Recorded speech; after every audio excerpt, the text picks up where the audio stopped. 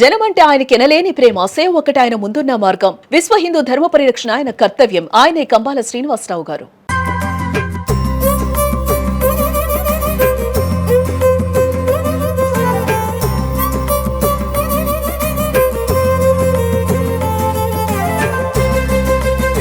పరిశ్రమలోకి వచ్చి ఎంతకాలమైంది చెప్పండి? 1974లో ఫస్ట్ రమేష్ నాయుడు గారి దగ్గర గిటారిస్ట్గా. అంటే తొలిచూపు రమేష్ నాయుడు గారి మీ పైన పడింది, చక్రవర్తి గారి కంటే ముందు. అందరు మహానుభావుల చూపులు కళ్ళని నా మీద పడింది. అందువల్లే ఆ బ్లెస్సింగ్స్. ఘంటసాల గారు చిన్నప్పుడు నేను ఆయన పాటితో టక్కన వాయిస్ రూమ్ డోర్ ఓపెన్ చేసి ఇదేలే తరతరాల చరిత్రం జ్వలించే జీవితాల కథనం. లేదు నాన్నగారు సిచ్యువేషన్ చెప్పారు నాకు. ఏం రత్న గారు పెద్దరికం. ఆ సిచ్యువేషన్ ఏంటంటే ఇద్దరు వేరే కదా, చాలా మంది ఒకటి అనుకుంటున్నాను. అంటే వాళ్ళ మధ్యలో ఒక డాష్ పెట్టేవాళ్ళు. గీత రాజ్కోటి ఉండేది. తర్వాత అది కూడా తర్వాత డాష్ పెట్టేశారు, మాకు మమ్మల్ని విడదీశారు, అక్కడే విడదీశారు. ఏదన్నా ఒక పాట కానీ ఒక సినిమా కానీ వాళ్ళ కంట్లో పట్టమంటారు కదా. ఇప్పుడు చిరంజీవి గారు బ్రదర్స్ నాగబాబు గారు, పవన్ కళ్యాణ్ గారు వీళ్ళందరూ చూసి అందం హిందోళం అధరం తాంబూలం చక్కిలాల చుక్క చక్కగుందిరో కుటుంబం అన్నగారి కుటుంబం అన్నగారి కుటుంబం కలిసిన హృదయాలలోన పలికెను అనురాగ వీణా కలిసిన హృదయాలలోన.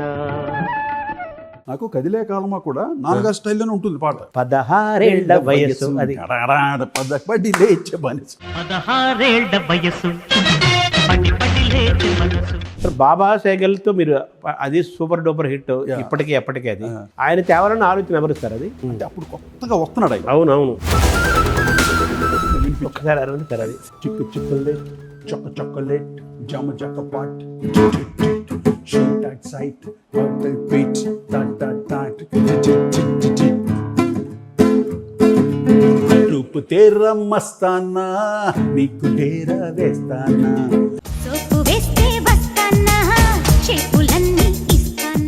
ఒక కొత్త మ్యూజిక్ని కొత్త సౌండ్ని ఇంట్రడ్యూస్ చేశారు. ఎస్, అది ఎలా జరిగింది సార్? ఒక ఇన్స్పిరేషన్. అది ఇళయరాజా గారికి ధీటుగా చేయాలి, లేకపోతే మనం అక్కడే ఫెయిల్ అయిపోతాం కదా. అవును, అందువల్ల ధీటుగా ట్రై చేసాం. అవును, భయము భక్తి. అసలు చిరంజీవి గారి సినిమా అంటే మటుకు లోపల గుండెగా కొట్టుకుంటుంటుంది. అందుమా పాట ఉంది కదా, అందుమా. అవును, అది యాక్చువల్ చిరంజీవి గారి కోసం చేసిన పాట. ఆ ట్యూన్ వినిపిస్తే చిరంజీవి గారు స్లో అవుతుంది, బీట్ ఉండాలంటే ఇది తీసి రామ్ గోపాల్ వర్మకి ఇచ్చాడు. నేను చెప్తున్న అది సరే. అది ఆ పెయిన్ మోస్తూ ఇంకొక ఆ పెయిన్ పాట మీద పడకూడదు కదా. అది పడలేదు అక్కడే. అది నేను అడుగుతున్నాను. భలే క్వశ్చన్ అది కదా. జోరుగున్నది చలాకి గుంటది జంటది తంటరిగా గోడు కడతావా.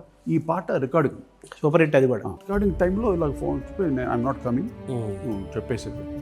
అప్పుడు నేను రికార్డింగ్ ఆపేసి శంకరమహాదేవ్ ₹1,00,000 మనం ఎందుకు ఇవ్వకూడదు అంటే వాళ్ళది ఇండియా మార్కెట్, వరల్డ్ మార్కెట్ వాళ్ళు 1,00,000 తీసుకోవడం తప్పులేదు. కానీ మా బాలుకి ఏంటి ఇంత తక్కువ ఏంటి 17,500 ఏంటని ₹1,00,000 చేసుకోవాలి. అరుంధతికి మీరు చేసిన బ్యాక్గ్రౌండ్ స్కోర్ గురించి ప్రత్యేకంగా మాట్లాడతారు కదా. అది ఎంత అంటే స్టోరీతో పాటు ఉంటుంది మ్యూజిక్. అంటే మామూలు వేదంలోనే దానికి ఘన జట ఒక స్వరంలో ఆటోమేటిక్ ఉంది కదా వాటికి. ఉంది. మళ్ళీ ప్రత్యేకంగా మీరు ఏం చేస్తారు? ప్రత్యేకంగా ఏం చేయను, దాన్ని డిస్టర్బ్ చేయను. వెనకాల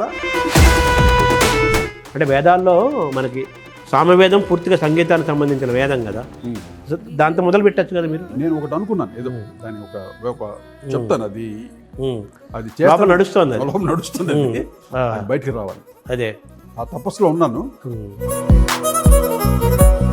అలా మీరేనా మన వాగ్గేయకాల కీర్తనలు ఏమైనా చాలా చేశాను. అవునా? దాదాపు 250-350 కీర్తనలు చేశాను నేను. ఇట్టి గుణవంతురాలు ఈ అలమేల్ మంగ ఇట్టి గుణవంతురాలు ఈ అలమేల్ మంగ. నాకు ఈ పేరు ఏంటి సార్? కో అంటే కోటి. కో అంటే కోటి.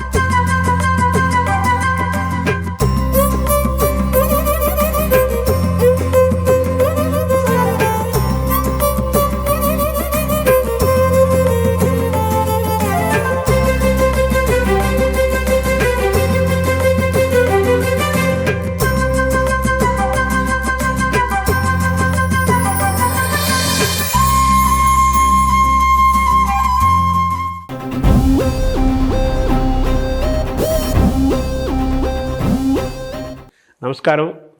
మనతో పాటు కోటి గారు ఉన్నారు. కోటి గారు అంటే కోటేశ్వరరావు గారు అనమాట.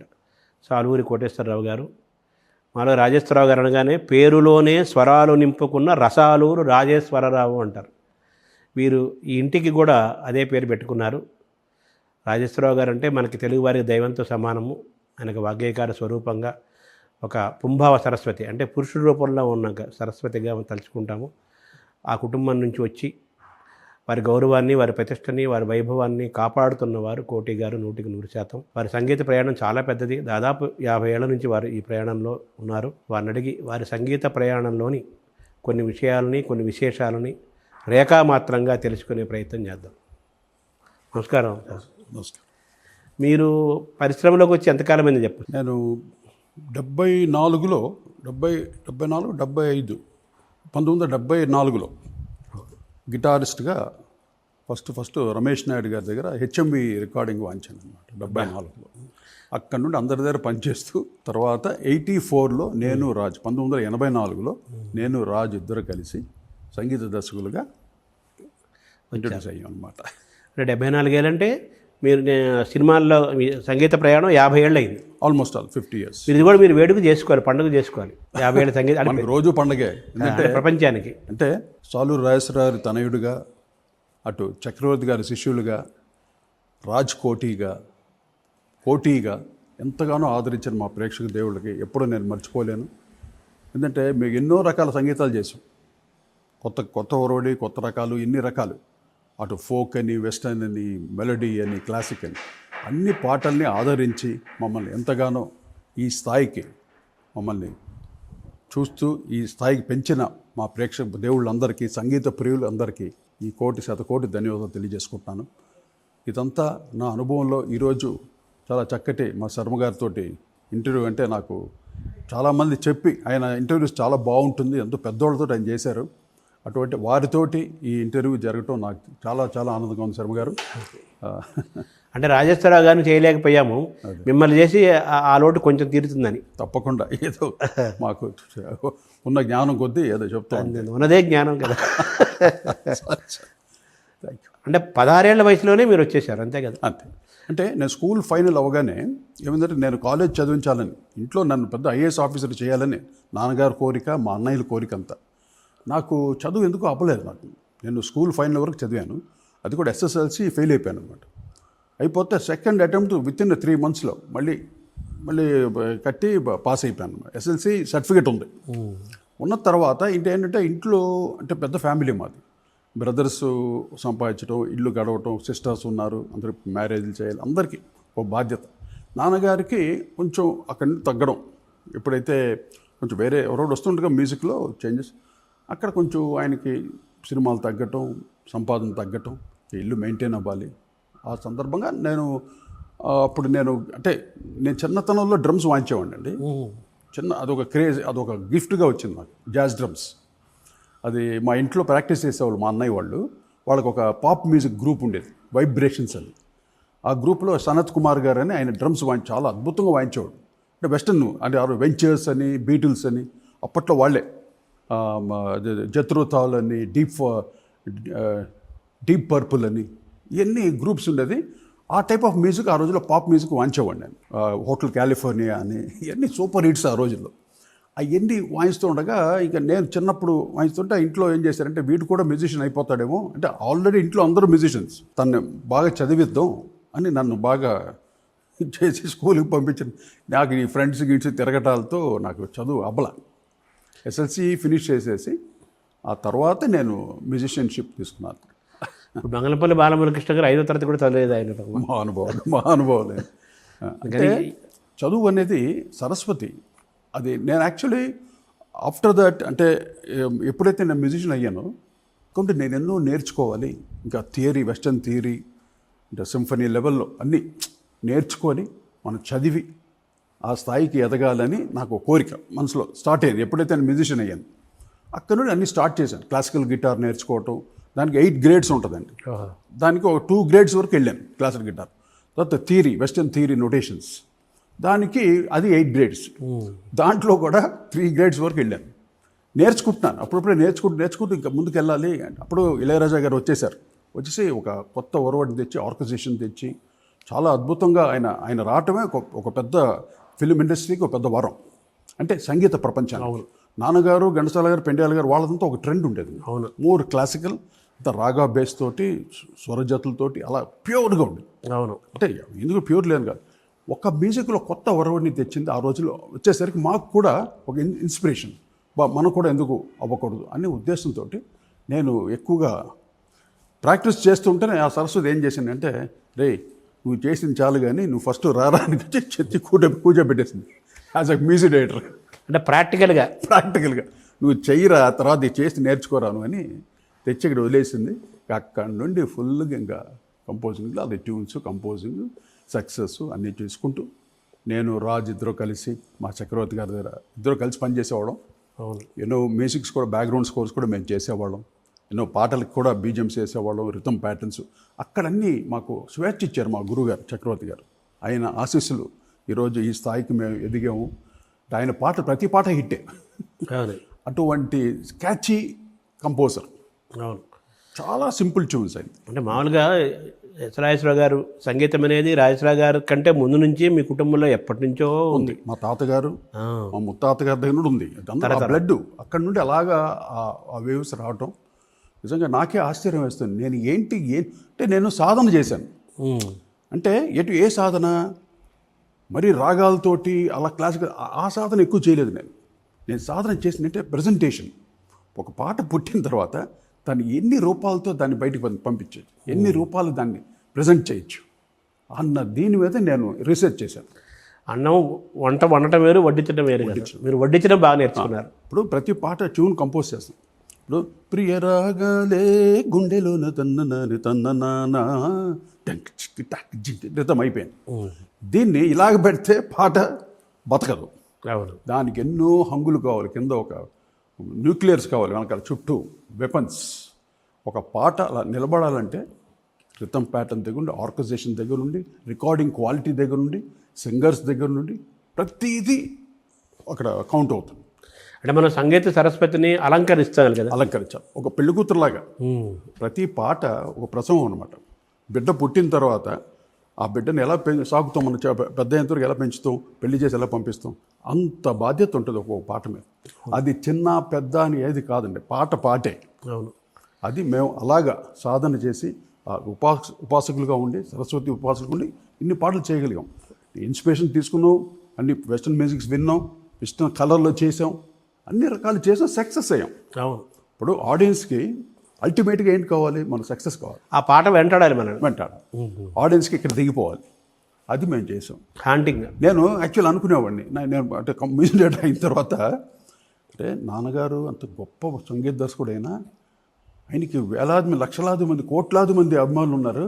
నాకు అట్లీస్ట్ ఒక 10 మంది ఉంటే చాలు, నాకు నా పాటలు విని అబ్బా పర్లేదురా వీడు అని అంటే చాలు అనుకున్నాను. కానీ ఈరోజు యావత్ తెలుగు జాతి నాకుంటూ ఒక ప్రత్యేక స్థానాన్ని ఇచ్చి, నేను ఎంతగానో ఆదరించి, ఇప్పటికీ నా పాటలు కాదు, నా కోటిగా మీ ఇద్దరు చేసిన పాటలు ఎంతగానో ఆదరిస్తూ ఇంకా ఇలా ఉన్నామంటే దట్స్ వాట్ ఐఎమ్ ఎంజాయింగ్. అంటే మీరు మామూలుగా మీరు సాధన చేయటము, ఒక ఉపాసనగా దాన్ని భావించటము, చాలా పట్టుదలగా వర్క్ చేసుకోవటము, ఇష్టంతో పనిచేయటము, చాలా ప్రేమతో వీటితో పాటు మీ జీన్స్లోనే లోపలే మొత్తం పూర్తిగా ఉంది కాబట్టి అది మొత్తం లోపల ట్రిగరింగ్ అనమాట. ట్రిగరింగ్. ఎప్పటికప్పుడు ఏ పాట చేసినా రకరకాలుగా వింటాను, అన్నీ ఆలోచిస్తాను. క్రియేటివిటీ అది వచ్చేంత వరకు నేను అటెంప్ట్ చేయను దాన్ని. సార్, రమేష్ నాయుడు గారితో ప్రారంభమైంది అన్నారు కదా, రమేష్ నాయుడు గారు హిందుస్థానీ సంగీతాన్ని కూడా మనం బాగా తీసుకొచ్చిన వారు. అమ్మో అమ్మో అద్భుతమైన మాధుర్యము. చాలా. దాతర్ గారు బాగా, అమ్మో జంధ్యాల గారు. జంధ్యాల గారు వాళ్ళ కాంబినేషన్ బాగుండేది భలే. రమేష్ నాయుడు గారు చాలా మంచి కంపోజర్. అవును. అసలు ఆ స్థాయిలో అసలు చాలా డిఫరెంట్గా ఉండేదండి. మామూలు మన పాటలు, మన పాత వాళ్ళు చేసిన పాటల్లో రమేష్ నాయుడు గారి కంపోజిషన్ కూడా డిఫరెంట్గా ఉంటుంది టోటల్గా. అదే చాలా ఆయన ప్రత్యేకం.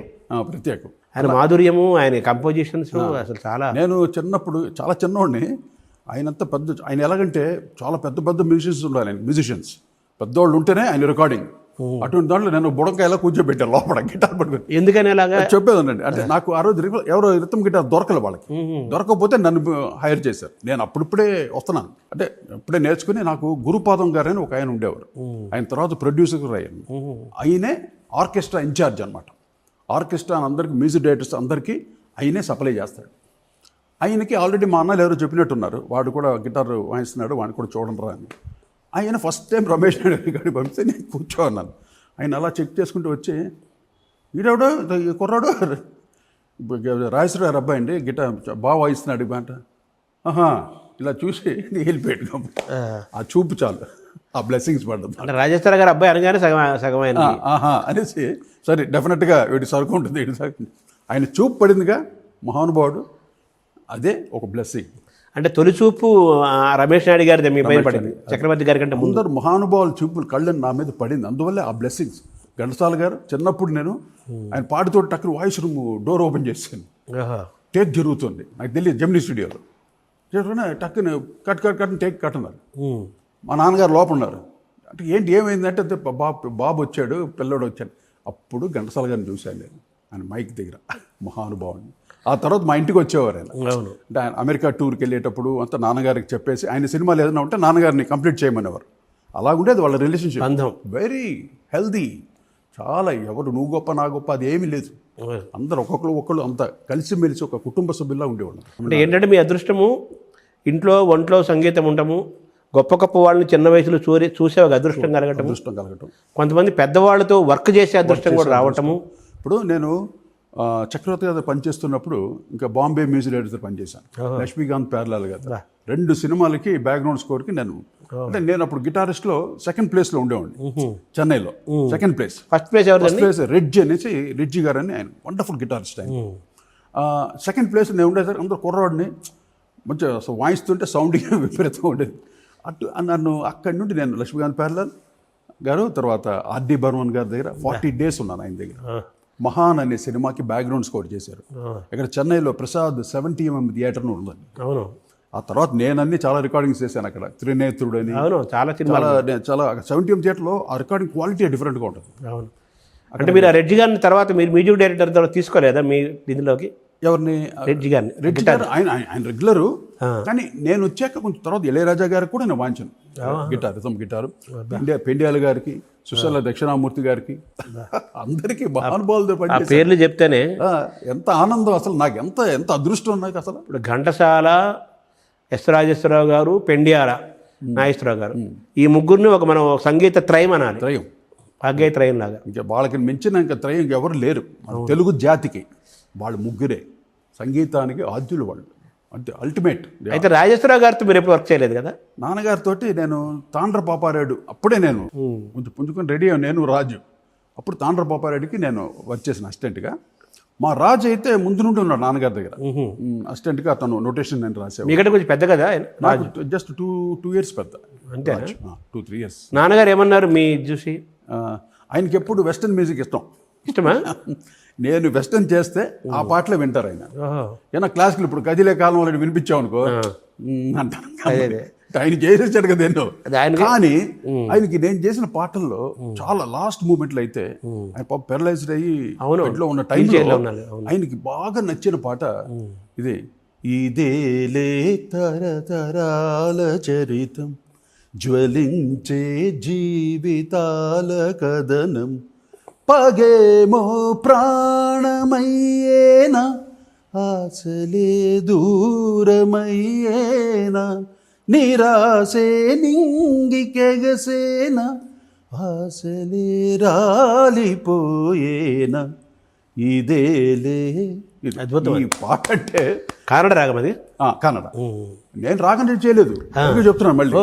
వచ్చిందంటే నాన్నగారు అడిగారు, నువ్వు ఎలా చేయగలిగావు ఈ పాట, ఏమన్నా విన్నావా, ఏదైనా ఇన్స్పిరేషన్ తీసుకున్నావా? లేదు నాన్నగారు, సిచ్యువేషన్ చెప్పారు నాకు. ఏం రత్న గారు పెద్దరికం. ఆ సిచ్యువేషన్ ఏంటంటే ఇద్దరు ఫ్యామిలీస్లో రైవలరీ ఉంటుంది. వాళ్ళు చూస్తూ ఆడియన్స్ ఫీల్ ఉండాలి, ఏంటి వీళ్ళు ఇంత రైవలరీ కొట్టుకొని చంపుకోవటం ఏంటిది అన్న ఒక ఫీల్ ఉన్న పాట అది. Situational song. సిచ్యువేషను. నేను ట్యూన్ ఇచ్చాను, నా ట్యూన్ కన్నా భువనచంద్ర ఇచ్చిన పదాలు చూడండి, కలకాలం చిరకాలం మిగిలిపోయే పాట రాశాడు. గొప్పగా రాశాడు. సాహిత్యం రాశాడు. ఆ సాహిత్యం ఎంత బాగుందో, సంగీతం నేను చెప్పే సంగీతానికి 2 మార్కులు ఎక్కువ వేస్తాను సార్ నేను. అలాగే జేసుదాస్ గారు వాయిస్ ఒకటి ఆ పాటకి కలవటం ఎంత ఫీల్ ఇచ్చిందో అసలు థియేటర్ మొత్తం. నేను ఆ పాట వచ్చినప్పుడు చూశాను నేను. ఆ పాట వచ్చిన మిగతా అంతా బీటు మెలడీ ఉంటాయి, ఇది రాగానే ఎక్కడికో వెళ్ళిపోతుంది, స్కేల్ మారిపోతుంది. అసలు ఆ సినిమాకే మెయిన్ సబ్జెక్ట్కి ఎక్కడికో తీసుకెళ్ళిపోయింది ఈ పాట. ఒక్క పాట చాలండి సినిమా పాట, కరెక్ట్గా కూర్చోవాలి పాట. అవును, అది మెయిన్గా డైరెక్టర్స్ చెప్పే విధానం బట్టి, సబ్జెక్ట్ని బట్టి ఉంటుందండి. ఇప్పుడు నేనేలా పాడేదని ఒక పాట ఉంది, అది మురిపించే మొబైల్ ఏదో సినిమాలో ఎస్ జానకి గారు పాడింది కదా. ఆ సినిమా హిట్ కాదు, ఆ సినిమా పేరు కూడా ఎవడో తెలియదు. నాలాంటి వాళ్ళంటే తప్పదు కాబట్టి మేము ఈ ఫీల్డ్లో ఉంటాం కాబట్టి జనం నాలంటి కోసం తెలుసుకుంటాం. ఆ మురిపించే వాళ్ళ సినిమా పేరు ఎవరికి తెలియదు. కానీ వాడు నీలీలా పాడేదని అదే దాంతో క్లారినెట్ తోటి భీంప్లాస్లో అద్భుతం కదా అది. అలా నేను ఎందుకు అంటున్నానంటే ఇప్పుడు ఈ పెద్దరికంలో ఈ పాట ఉంది, ఇప్పుడు మీరు చెప్పింది ఇది ఏరియా తరతరాలు చరిత్రం. అంటే నేను రాగాలు నేను అంటే క్రిటిసైజ్ చేయడం కాదు, నాకు రాగంలో వెళ్ళాము అనుకోండి అక్కడే తిరుగుద్ది అని నా అభిప్రాయం. అంటే ఒక చట్రంలో ఉండిపోవాలి, అక్కడే రాగం ఉంటే ఇదే ఆ రౌండ్లో ఇదే ఇలాగనే వెళ్ళాలి నోటేషన్, ఒక ఫిక్సేషన్ ఉంటుంది. అవును, అందువల్ల ఫిక్స్ అవ్వకుండా ఫస్ట్ నేను ట్యూన్ చేసేస్తాను, తర్వాత వెతుకుతాను ఏం రాగం ఇది. అప్పుడు ఆ స్థాయిని పట్టుకొని చరణాలు చేసేటప్పుడు ఆ మంచి మంచి స్థాయిలు మన పూర్వీకులు ఏమేమి చేశారు ఈ రాగంలో, పెద్దవాళ్ళు కీర్తనలు ఏమున్నాయి, ఘంటసాల గారు ఏం చేశారు, నాన్నగారు ఏం చేశారు, తర్వాత జస్ట్ ఒక చిన్న చేసుకొని అంటే వాటిని తీసుకోవడం కాదు, ఏ రూపంలో వెళ్ళారు, ఈ రాగాన్ని ఎలాగ వాళ్ళు వాడారు అనే చిన్న దీంట్లో అక్కడి నుండి నేను దాన్ని ఆర్కెస్ట్రేషన్ చేసి రిథమ్స్ యాడ్ చేసి రికార్డింగ్ క్వాలిటీ కూడా చాలా ముఖ్యం అండి. మామూలుగా సత్యం గారి సినిమాల్లో అలాగే ఎంఎస్ విశ్వనాథన్ గారి సినిమాల్లో కానడ రాగం కంపల్సరీగా ఒకటి ఉంటుంది వాళ్ళది. అప్పట్లో ఆ ఛాయ చాలా ఉన్నాయి. ఎంఎస్వి గారిది, మన రమేష్ నాయుడు గారిది, సత్యం రమేష్ నాయుడు గారు ఎక్కువగా సత్యం గారిది కూడా ఎక్కువగా నార్త్ ఇండియన్ పోకడే, పోల్కల నార్త్ ఇండియన్ స్టైల్లో ఉంటుంది ఆయన. చాలా అద్భుతం, మంచి కంపోజర్ ఆయన కూడా. సార్ మామూలుగా మనకు మీరు చెప్పారు విశ్వనాథన్ రామ్మూర్తి, అలాగే మన లక్ష్మీకాంత్ ప్యారేలాలు, తర్వాత ఆనంద్ మిలింద్, వాళ్ళతో తర్వాత వచ్చిన వాళ్ళు మన మొట్టమొదటి లక్ష్మీకాంత్ ప్యారేలాలు, శంకర్ జయకిషన్. మన తెలుగు తమిళంలో చెప్పాలంటే విశ్వనాథన్ రామ్మూర్తి, రాజన్ నాగేంద్ర, తర్వాత శంకర్ గణేష్ వాళ్ళు కూడా మంచి కంపోజర్. అవును, దాంట్లో గణేష్ శంకర్ అనేవారు సుబ్రహ్మణ్యం గారి కొడుకు అన్నమాట, ఎస్వి సుబ్రహ్మణ్యం గారు. ఆయన దేవదాస్ అంతా కంపోజ్ చేశారా. అవును, గ్రేటెస్ట్ కంపోజర్ ఆయన, అద్భుతం కదా. అలాగే జి రామనాథన్ గారు, ఆయన గ్రేటెస్ట్ కంపోజర్. అవును, అప్పట్లో ఏంటంటే అండి కేవి మహాదేవన్ గారు, మహానుభావుడు కేవి మహాదేవన్ గారు. తెలుగులో కాదు తమిళ్లో వినాలి మహాదేవన్ గారి పాటలు. ఒక తిరువెల్ల యాడల్ అని ఒక సినిమా చేశాడండి, అంటే ఈశ్వరుడు మీద ఒక సినిమా. శివాజీ గణేశన్ గారు, సావిత్రి గారు మెయిన్ క్యారెక్టర్స్, ఈశ్వరుడు పార్వతి, శివపార్వతులు వాడు పాటలు చేశారు దాంట్లో. మహానుభావుడు, ఒక్కొక్క పాట అది అంతే, ఇంకా అంత లెవెల్ కంపోజిషన్, గ్రేటెస్ట్. ప్రతి పాట, అన్ని పాటలు హిట్ అండి. ఒక్కొక్క గాయకులకు పాడారు దాంట్లో. అందులో ఈయన కూడా పాడారు, మిగతా కన్నా జయరామన్ గారు, ఆయన ఒక పాట, టిఎంఎస్ గారి పాట, బాలమురళీకృష్ణ గారు ఒక పాట. అమ్మో అంటే వీళ్ళందరూ ఆయన సద్వినియోగం చేసుకున్నాడు, ఉపయోగించుకున్నాడు కరెక్ట్గా. మహానుభావుడు కేవి మహాదేవన్ గారు చూడడం కదా సింపుల్గా ఉంటాడు, కానీ ఎంత విద్వత్తు అండి మహానుభావుడికి. ఒక రకంగా చెప్పాలంటే మన తెలుగు సినిమా పాటకు వేటూరిలాగా సినిమా సంగీతానికి కేవి మహాదేవన్ గారు అనొచ్చా? ఒక ట్రెండ్ తెచ్చారు ఆయన, ఒక ట్రెండ్ కదా ఆయన సినిమా సంగీతానికి కదా. ఓకే, అంటే నాన్నగారు వాళ్ళు పెన్నెల గారు చేసింది వాళ్ళని మోర్ క్లాసిక్స్. ఆ క్లాసిక్స్ ఎలా ఉంటుంది, మహాదేవన్ గారు క్లాసిక్స్ కాదు. అవును, ఇది పక్కా సౌత్ ఇండియన్ రాగాస్ తోటి, సౌత్ ఇండియన్ క్లాసికల్ రాగాస్. అవును, కర్ణాటక వీళ్ళది కర్ణాటకే, కానీ దీంట్లో వేరే ఫ్లేవర్ ఉంటుంది. అవును, ఇప్పుడు మీరు ఏదైతే పెండేల గారు చేసింది ఏది శివశంకరి ఉంది, కేవి మాధవరావు గారు ఆ ట్రెండ్ చేయరు, అవును. ఇది వేరే స్టైల్. వేరే స్టైల్. అవును. అలాగుంటుంది. అంటే అది ఆ ఫ్లేవర్స్ తెలుగు తనంగా అటు విజయనగరం అటు సైడ్ వచ్చిన వరంగల్ ఇంత కింగ్డమ్ ప్లేస్ కదండి. అవును. సంగీత పోషణ ఉండేది, కళా పోషణ ఉండేది. విజయనగరం అంతా చాలా సంగీతాన్ని చాలా ఇది కదా. ఆదిపట్టు నారాయణ దాస్ గారు, ఆదినాథ్ గారు, తర్వాత ఈయన వైలినిస్ట్ ఉన్నారు ద్వారం వెంకటస్వామి వెంకటస్వామి నాయుడు గారు ఘంటసాల అక్కడే చదువుకున్నారు కదా. ఘంటసాల గారు, పీసూచేలి గారు, నాన్నగారు కూడా అక్కడే వచ్చారే. విజయనగరం దగ్గరే మీకు చాలు దగ్గర ద్వారం వెంకటస్వామి నాయుడు గారు, తర్వాత ఈయన ఆదిపట్ల అవును నారాయణ దాస్ గారు. ఆయన ఇప్పటికి ఆయన వింటుంటే కొన్ని పాటలు అంటే కొన్ని పద్యాలు కానీ ఓ అల్టిమేట్. ఆ స్వరస్థానాలు ఎవరికి. తర్వాత ఈలపాట రఘురామి గారు, అవును. గమ్మకాలు బాబురే దేవుళ్ళు. మళ్ళీ లీల గారు అద్భుతం కదా. లీల పీలీల గారు, అమ్మో ఆవిడ సపరేట్ వాయిస్. ఆవిడ అదే ఘంటసాల గారి కాంబినేషన్లో ఎన్నో, వాళ్ళిద్దరూ చాలా ఎన్నో. నాన్నగారు బాల సరస్వతి గారు లాగా అప్పట్లో వాళ్ళిద్దరు కాంబినేషన్లో చాలా అద్భుతం కదా. అద్భుతం. అంటే మన ఆకాశవాణిలో లలిత సంగీతము. తర్వాత యశ్వరలక్ష్మి గారు, ఆవిడ మర్చిపోయారు, అసలు మర్చిపోకూడదు వాయిస్ ఆవిడ. అవునవును. Very natural voice. భానుమతి గారు. అవును. అప్పట్లో ఆర్టిస్టులు పాడటం అనేది అది పెద్ద. మీరు అంటే యశ్వరలక్ష్మి గారు ఎఫర్ట్లెస్గా చాలా. ఇప్పుడు ఎస్వీరం గారు యాక్టింగ్ లా ఉంటుంది, సూర్యకాంత్ ఉంటుంది. అసలు ఎఫర్ట్లెస్గా పాడటం. ఎగ్జాక్ట్. ఆ గమకం ఏదో వేసినట్టు ఉండదు, సహజంగా పడిపోతుంది. సహజంగా పడుతుంది. అలాగే భానుమతి గారు కూడా. అవును. చాలా దీంట్లో అంతా మన మల్లేశ్వరుల పాటలు చాలా ఉన్నాయి. ఎంత ఆవిడ పాడిన పాటలు అయితే బాగుంది కదా. పిలిచిన బిగబోటారు. మా నాన్నగారు నాకు మామూలు చిన్నప్పుడు ఆకాశవాణిలో ఏదో పాటలు వస్తుంటాయి కదా, వచ్చినప్పుడు ఏదో మన ఆకాశవాణి మాకు స్కూలు ఏదో వస్తుంది, పిలిచిన బిగుబట్టరా. నాన్నగారు చెబుతుండేవాడు, నాన్న కాపీ రాగానికి ఈ పిలిచిన బిగుబట్టరా అని చెప్పేవాడు అనమాట. అంటే సినిమా పాటని అంత అద్భుతంగా రాగానికి అంత న్యాయం చేయటం రాజేశ్వరరావు గారు కదా. అప్పట్లో జావళిలో ఐటమ్ సాంగ్స్ అది క్లాసిక్గా ఉండేది, ప్యూర్ క్లాసిక్. సో రమేష్ గారి దగ్గర నుంచి అలాగే పెండ్యాల గారు, వీళ్ళందరూ వి కుమార్ గారు, వీళ్ళందరి దగ్గర అద్భుతమైన వాళ్ళ పేర్లు చెబుతుంటేనే మన ఒళ్ళు పులకరిస్తుంది. మహానుభావులు. అక్కడి నుంచి మొదలు పెట్టుకొని మీరు సింగిల్గా కాకుండా జంటగా ఎందుకు దర్శకులుగా మారాలనుకున్నారు? నేను అసలు మ్యూజిక్ డైరెక్టర్ అవుతాను, నాకు అసలు ఇంట్రెస్టే లేదు మ్యూజిక్ డైరెక్టర్ మీద. నా డ్రీమ్ వేరండి అసలు. నేను పెద్ద ఒక మెరీన్ ఇంజనీర్ అయ్యి మొత్తం షిప్లోనే సముద్రంలోనే ఉండాలి, భూమి మీద కాలు పెట్టకూడదని. మొత్తం ఐలాండ్స్ చూస్తూ అక్కడే తిరుగుతూ షిప్లోనే ఉండాలని నా కోరిక. చిన్నప్పుడు డ్రీమ్ అది. సరే ఆ డ్రీమ్ తర్వాత తీర్చుకున్నాను. ఇది మా చెన్నై నుండి సింగపూర్ వచ్చి చిదంబరం షిప్ ఉండేది, ఆ షిప్ వచ్చి పాటలు గాల్లో ఉన్నాయి. అప్పుడు నేను షిప్లో వెళ్తూ అప్పుడు మా ఫ్రెండ్ కూడా వచ్చాడు, సత్యనారాయణ అని. ఆయన పేరు కూడా సత్యం అని పేరు, దెయ్యం సత్యం అని, దెయ్యం సినిమా చేసి. మేము ఇద్దరం వెళ్ళాం సింగపూర్కి. వస్తున్నప్పుడు సముద్రంలో ప్రామిస్ చేశాను నేను అసలు పెళ్ళే చేసుకోను, అసలు నేను మొత్తం సన్యాసి అయిపోతాను, మొత్తం నేను మ్యూజిక్ మీదే మొత్తం నేను అన్నట్టు. పోర్టుకి రాగానే దిగంగానే మా అక్కయ్య పిల్లలు, మా అన్నయ్య పిల్లలు అందరు చిన్న చిన్న పిల్లలు నా కోసం నేను అన్ని సింగపూర్ని తెస్తానని పోర్టుకి వచ్చారు, ఇది హార్బర్కి. కార్లో ఎక్కించుకోగానే మా అమ్మ నీకు మంచి అమ్మాయిని చూసాం, నీకు పెళ్లి ఫిక్స్ చేసేస్తాను అని ఇళ్ళే అంతా. చీచి ఊరుకోండ్రా బా, నాకు పెళ్లి వద్దురా బాగుండు. ఇంటికి వచ్చేసరికి ఇంకా అమ్మ నాన్నగారు కూడా పెళ్లి ఫిక్స్ చేసాం, అమ్మాయిని చూడాలి. అప్పుడు ఫిక్స్ అయిపోయింది పెళ్ళి. ఇంకా నేను కాదనలేక ఇంకా అది సరే. తర్వాత నేను ఆ సాధన మటుకు చేస్తూనే తర్వాత సంగీత దర్శకుడుగా. మీరు అడిగిన క్వశ్చన్, నేను రాజు ఇద్దరు మేము చక్రవర్తి గారి దగ్గర అసిస్టెంట్స్గా పనిచేసాం. నేను ముందు ఉంటే తర్వాత రాజుగారు జాయిన్ అయ్యారు. అక్కడ మీ ఇద్దరు వర్క్ చేస్తూ చక్రవర్తి గారి సినిమాలు కొన్ని అంటే ఓవర్లోడ్ అయిపోయేది ఆయనకి. చాలా బిజియెస్ట్ కంపోజర్, ఒక ఫ్యాక్టరీ లాగా జరిగేది. ఫ్యాక్టరీ ఆ టైంలో కొన్ని షిఫ్ట్స్ అన్ని మేము చేసేవాళ్ళం. కృష్ణ చక్ర ఒక షిఫ్ట్ చేసేవాడు, ఒక షిఫ్ట్ మేము చేసేవాళ్ళం అనమాట. రెండు షిఫ్ట్లు. కీరవాణి గారు ఉండేవారు తర్వాత మీ తర్వాత. కీరవాణి, మనో, వందే మాతరం శ్రీనివాస్, వీళ్ళంతా మా తర్వాత. మేమంతా బాగా సీనియర్స్ అనమాట. అక్కడ రాటు తేలి ఉన్నాం మేము, ముదిరిపోయారు. తర్వాత ఆయన హ్యాండ్ కూడా చాలా మంచిది చక్రవర్తి గారి. తర్వాత కీరవాణి గారు వచ్చారు, మనో గారు వచ్చారు, అందరూ సక్సెస్ అయ్యారు. వందే మాతరం గారు అందరూ అక్కడ నుండి. ఆయన చాలా గాడ్లీ హార్ట్ అంటే చక్రవర్తి గారి ఆయన స్కూల్ నుంచి వచ్చిన వాళ్ళందరూ సక్సెస్ అయ్యారు. All success. అక్కడ నేను రాజు ఇద్దరు కలిసి ఉంటే అప్పుడు స్వామినాథన్ గారు పేరు పెట్టారు మాకు. రాజ్ కోటిని పెట్టుకోండి రా గురుగారు, ఏ పేరు పెట్టండి, మాకు ఏం పెట్టాలో అర్థం కావట్లేదు. వాడు సోమరాజు, నేను కోటీశ్వరరావు, నేను కోటి అంటారు.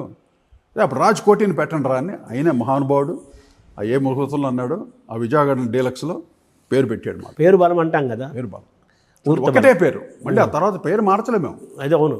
అదేంటి అందరికి రాజకోటి అంటే ఒకలే అనుకునేవాళ్ళు అందరూ అందరూ తర్వాత తెలిసింది రాజు వేరు కోటి వేరే. అవును, శంకర జయకృష్ణ అంటే ఆ. ఇద్దరు వేరే వేరే కదా, చాలా మంది ఒకటే అనుకుంటున్నారు. అంటే వాళ్ళ మధ్యలో ఒక డాష్ పెట్టేవాడు, అవును, గీత. శంకర్ డాష్, జయకృష్ణ ఉండేది, లక్ష్మీకాంత్ డాష్ ఇలా. అవును. తర్వాత రాజకోటి అని ఉండేది, తర్వాత అది కూడా తర్వాత డాష్ పెట్టేశారు, మమ్మల్ని విడదీశారు, అక్కడే విడదీశారు. అది వాళ్ళే కాలాన్ని చెప్పేశారు ముందే, విడిపోతారు, విడిపోతామని. అంతే 10 ఏళ్ళు ఇద్దరు కలిసి చేసాం. అవును, హ్యాపీగా మంచి సక్సెస్ఫుల్ మ్యూజిక్ ఇచ్చాం. అంటే మీ ఇద్దరు ఇప్పుడు మామూలుగా మీ పాటలను గమనిస్తే అద్భుతమైన మాధుర్యం, మెలడీ ఉంటుంది, తర్వాత ఫోక్ ఉంటుంది, వెస్టర్న్ ఉంటుంది, రిథమ్ ఉంటుంది, అలాగే కామెడీ సాంగ్స్ అయినా సిచ్యువేషనల్ సాంగ్స్ అయినా ఫుల్ మన ఇదైనా దేనికైనా కానీ అడాప్ట్ అయిపోయే సాంగ్స్, అన్ని స్టైల్స్ అంట కదా, అన్నీ ఉంటాయి. అన్ని ట్రై. ఇందులో మీ ఇద్దరి కాంబినేషన్లో ఎవరు ఏ పాత్ర పోషించేవాళ్ళు సార్? అంటే ఆ రాజు గారు ఏంటంటే ఆయన కండక్టింగ్ చేశాడు, ఆర్కెస్ట్రా ఫుల్ నొటేషన్ ఇవ్వటం. ఆయన మొదటి దాంట్లో చాలా దిట్ట అనమాట. కండక్టింగ్ చేయాలంటే కృష్ణ గారి తర్వాత, కృష్ణ చక్రంలో కృష్ణ గారు, అవును, ఆ తర్వాత మా రాజే కండక్టింగ్ బ్రహ్మాండంగా చేస్తాడు. అదర్ కంపోజింగ్ అంతా నేను చూసుకొని, ఆయన కండక్ట్ చేసినప్పుడు లోపల స్టూడియోలో ఇంజనీర్ పక్కన స్వామినాథన్ గారి పక్కన కూర్చొని ఆర్కెస్ట్రా అంతా బ్యాలెన్స్ చేసి నేను రికార్డింగ్ చేయించామని. ఎలా కంపోజింగ్లో రిథమ్ ప్యాటర్న్స్ ఎలా వస్తున్నాయో వాటిలన్నింటినీ జాగ్రత్తగా రికార్డ్ చేయటం. ఇద్దరు కలిసి కంపోజ్ చేసుకునేవాడు సాంగ్స్ అని. ఒకసారి తనకు ఐడియా వస్తుంది, ఒకసారి నాకు వస్తుంది, ఏది బెటర్ అనేది అలా వెళ్ళిపోయేది. అలాగే ఇద్దరు చేసేవాళ్ళం కాబట్టి ఇది నేను చేశాను, నువ్వు చేసావు అన్న డిఫరెన్స్ ఉండేది కాదు. ఇప్పటికీ లేదు. ఎవరు అడిగినా ఏదో చెప్తాను, దట్స్ రాజ్కోటి సాంగ్. ఏది వచ్చిన పేరు ఇద్దరిది అంతే. ఇప్పుడు నేను కోటిగా చేశాను, అప్పుడు నన్ను అడుగు, దాని గురించి నేను చెప్తాను. తర్వాత పార్ట్ 2 రాజ్కోటి, పార్ట్ 2 అది రాజ్కోటి, దట్స్ రాజ్కోటి. అది ఎవరు చేసాం, వీళ్ళు చేసాం, ఇక్కడ గొప్పలేది కాదు, ఆడియన్స్ అక్కడ ప్రేక్షకులు ఆదరించారు. అది ఫస్ట్ ఆఫ్ ఆల్ ఆ బ్లెస్సింగ్స్ మాకు రావటమే నిజంగా మా అదృష్టం. మిమ్మల్ని సంగీత దర్శకులుగా ఎవరు అవకాశం ఇచ్చారని చెప్పాలి సార్ మీ జంటకు? ఫస్ట్ మాకు అవకాశం ఇచ్చింది పిసి రెడ్డి గారు, డైరెక్టర్ పి చంద్రశేఖర్ రెడ్డి గారు అని. అవును, గోల్డెన్ హార్ట్, గోల్డెన్ హ్యాండ్ ఆయన. ప్రొడ్యూసర్స్ సుబ్బరాజు గారు అని, వెంకటరామరాజు గారు, వీళ్ళిద్దరు ప్రొడ్యూసర్స్. అప్పుడు చిన్న చిన్న సినిమాలు చేశారు, చిన్న బడ్జెట్ సినిమాలు.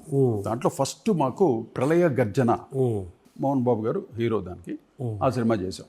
అక్కడి నుండి నెమ్మదిగా తర్వాత శోభన్ బాబు గారు, మేము చేసిన హీరోలు చూడండి. ఫస్ట్లో మేము చేసింది సుమన్ గారు. సుమన్కి చాలా చిన్న అది జేమ్స్ బాండ్ 999 అని మన యాక్షన్ సినిమాలు ఉండేవి, అవి. తర్వాత సుమన్ గారు, రాజశేఖర్ గారు, ఆయన సినిమా 2, 3, 4 చేసాం. అది తర్వాత శోభన్ బాబు గారు, తర్వాత సూపర్ స్టార్ కృష్ణ గారు, తర్వాత మెగాస్టార్ చిరంజీవి గారు. అక్కడి నుండి చిరంజీవి గారి దగ్గర నుండి ఇంకా అందరూ, బాలకృష్ణ గారు, నాగార్జున గారు, వెంకటేష్ గారు అన్ని చేసిన తర్వాత నెక్స్ట్ తరుణ్ యంగ్ స్టార్. అది మిలీనియం ఇయర్ నుండి నువ్వే కావాలి చేసే అవకాశం నాకు ఇవ్వటం, అదొక గొప్ప. తర్వాత నువ్వే కావాలన్నారు, నువ్వే కావాలి, అందరూ పరిశ్రమ కూడా అనింది. అది అందరూ ఆశీస్సులే. అది అంటే అది మా రవికిషోర్ గారు, ఆయన ఆశీస్సులు. ఆయనకంటే నేనంటే చాలా ఇష్టం, అంటే నా సంగీతం అంటే చాలా చెవులు కోసుకుంటాడు, అంత ఇష్టం.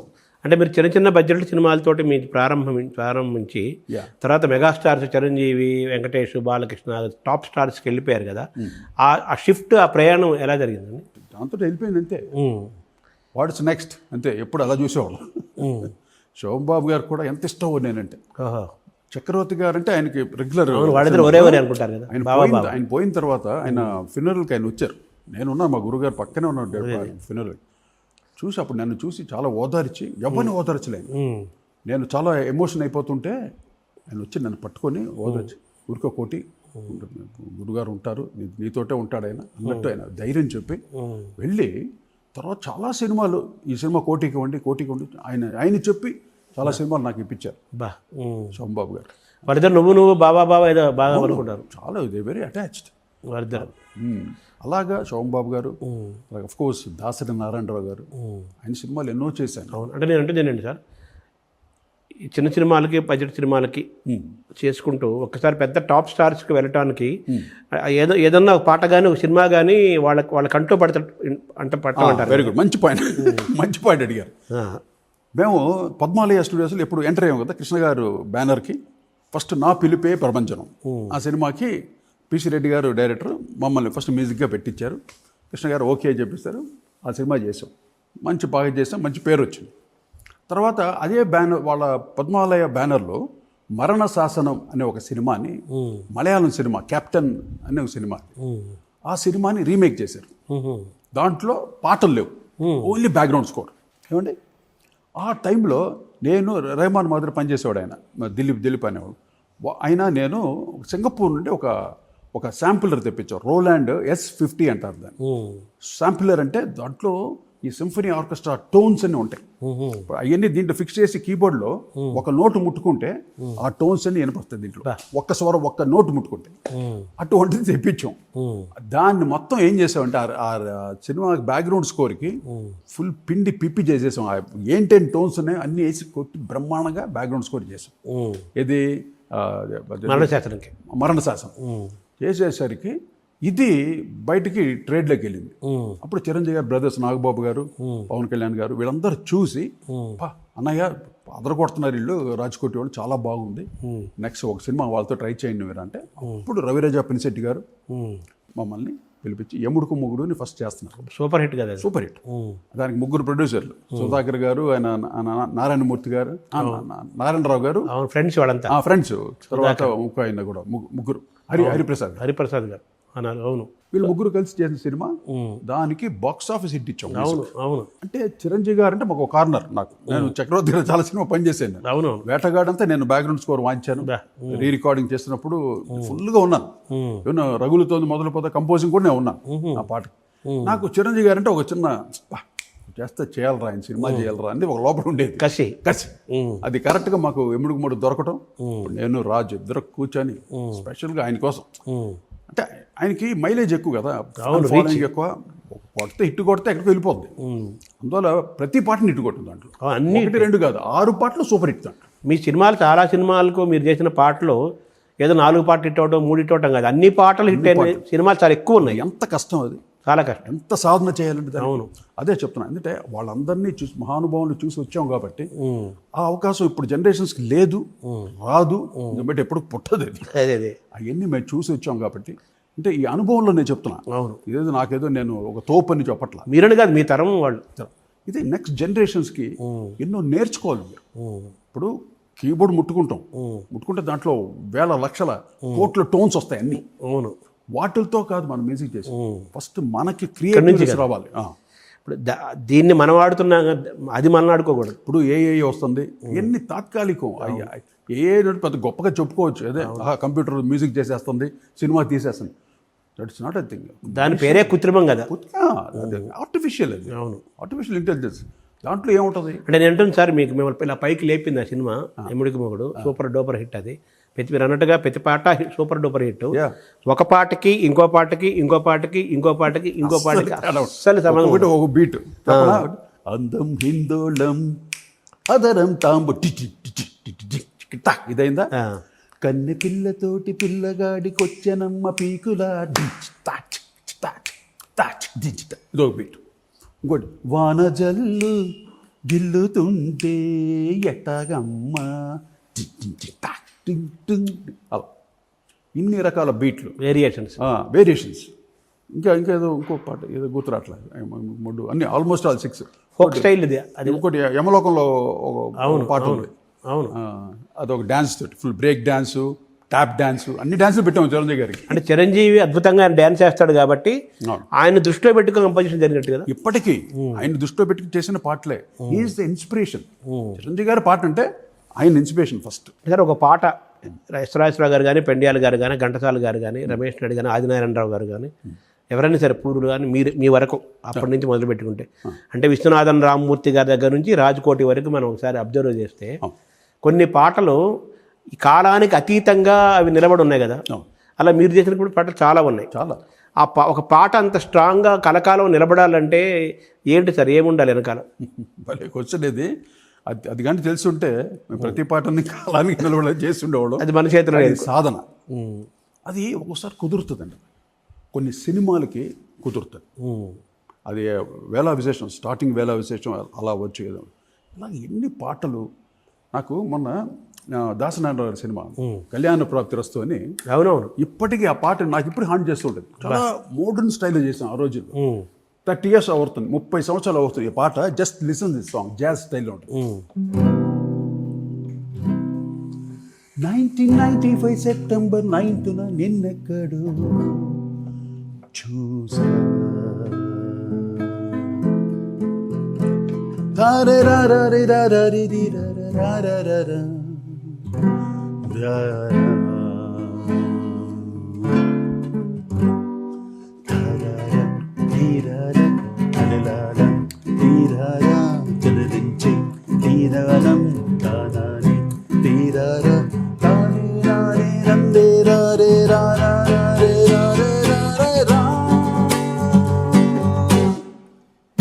Oh my darling, darling, na na na na na na na.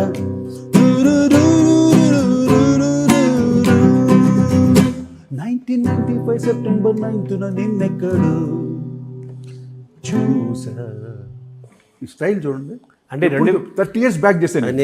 ఇప్పుడు మీరు అప్పుడు 99లో చేశారు, 99 2199లో కూడా ఈ పాట వేయచ్చు. అంటే అంత అది అడ్వాన్స్ కంపోజిషన్ చేసాం నేను రాజ్. బట్ ఇది కోటిగా నేను చేసింది, ఇది కళ్యాణ ప్రాప్తి రస్తాను. అవునవును, ఎవరు చేసినా మీదే కదా పాట. నా రాజు ఎప్పుడు నా పక్కనే ఉంటాడు. అవును, ఇలా ఉంటాడు మా పక్కనే. వేరు కాదు కదా. మేము వేరు కాదు, ఎప్పుడు వేరు కాదు. అంటే ఆ వెస్ట్రన్ ఇన్ఫ్లుయెన్స్, ఆర్డి బర్మను, ఎస్డి బర్మను. ఎందుకంటే అండి వెస్టర్న్ ఇన్ఫ్లుయెన్స్ లేకపోతే మనం సర్వే అవ్వడం కష్టం. ఎంతసేపు పాత ధోరణి అయిపోయింది అది. ఆ మహానుభావులు చేసి వదిలేసారు అంతా. కాలం బట్టి సంగీతం మారుతూ ఉంటుంది. కానీ మేము ఎంత మారినా మన రాగాలు మానలేదు, మన మెలడీ మానలేదు. ఈరోజు ప్రతి పాటలో మెలడీ ఉంటుంది. అవును, మీరు చేసిన పాటల్లో మాధుర్యం తప్పనిసరిగా ఉంటుంది. అది రితమైనప్పుడు చక్కిలాల చుక్క చక్కగుందిరో తత్తతార తత్త తత్తతారిరో తన్న నాని నన్న తన్న నాని నన్న తనన్న నాని నన్న నాని నన్న నాన్న గిద్దింత గద్దింత గద్ద అని ఉంటుంది. డప్పు రితంలో ఫోక్ స్టైల్ ఇది, పక్క జానపదం ఉంటుంది. అలాగే కుటుంబం, అన్నగారి కుటుంబం యాక్చువల్లీ అది ఎందుకు అలా చేశాను? ఆ మెలడీ అంత ప్యూర్ మెలడీ ఎందుకు చేయాల్సి వచ్చింది? ఎందుకు? పెద్ద అయిన కుటుంబం. అవును, మామూలు కుటుంబాలు కాదు కదా, ఆ స్థాయిలో ఉండాలి. ఆ స్థాయిలోనే చెయ్యాలి ఆ పాటని. అవును, చాలా భయం వేసింది ఆ పాట చేసేటప్పుడు నాకు. యాక్చువల్ నారాయణ రెడ్డి గారు రాశారు ఆ పాట. ఆయన అయితే ఒక కంపోజర్ రూమ్లో కూర్చున్నాం. ఆయన ఎంటర్ అవుతూ నారాయణ రెడ్డి గారు వచ్చినాయి ఆ పాట వచ్చినాయి. ఆయన ఎలా పాడుతున్నారంటే కుటుంబం, అన్నగారి కుటుంబం ఇలా పాడుతూ వస్తున్నాడు ఆయన నారాయణ రెడ్డి గారు. ఇది పెట్టేసేయండి, ఈ ట్యూను అయిపోయింది పాట అంటే ఆయన మా రామకృష్ణ బాబు ఉన్నాడు, మన బాలకృష్ణ బ్రదర్. అవునవును, శరత్ గారు డైరెక్టర్. అవును, అన్నయ్య మనకు అది వద్దు, మనం చేసుకుందాం అని చెప్పి ట్రెడిషనల్ గా ఉండాలండి. లేదు గురుగారు నేను వేరే చేస్తాను ట్రెడిషన్స్. సరే నేను ఇష్టం అని ఆయన వెళ్ళిపోయారు. తర్వాత ఆయన లిరిక్స్ ఓకే చేస్తాం, తర్వాత నేను ట్యూన్ చేశాను. అంటే ఒక పెద్ద రకంగా ఉండాలి, ఒక హుందాతనం ఉండాలి పాట, మరి పురాతనంగా ఉండకూడదు. ఒక యాంతం లాగా ఉండాలి. యాంతంలా ఇటువంటి కుటుంబం ఉంది నందమూరి కుటుంబం. అందువల్ల కుటుంబం, అన్నగారి కుటుంబం ఒక వేదం చెప్పినట్టు ఉంటుంది. కుటుంబం గురించి ఒక ఎంతో అద్భుతంగా ఆయన రాయటం కూడా గొప్పగా రాశారు. ఆ స్వరాలు అలా కుదిరింది అంతే. అన్నగారి ప్లేస్ లో నందమూరి కుటుంబం రాసేయచ్చు ఇప్పటికే కదా, అంత అలా రాసేవచ్చు, అంత స్టాండర్డ్. అది మోహన్ కళ్యాణ్ ఏదో అనిపిస్తుంది నాకు. అతను ఆల్మోస్ట్ మోహన, ఎక్కువ మోహన్ ఉంటుంది. అక్కడక్కడ కొన్ని ఛాయలు కళ్యాణి కనిపిస్తుంది, కళ్యాణి మిక్స్ అవుద్ది.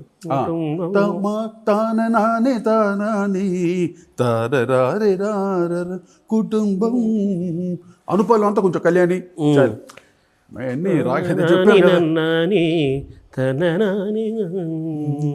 అక్కడ కళ్యాణి అనిపిస్తుంది.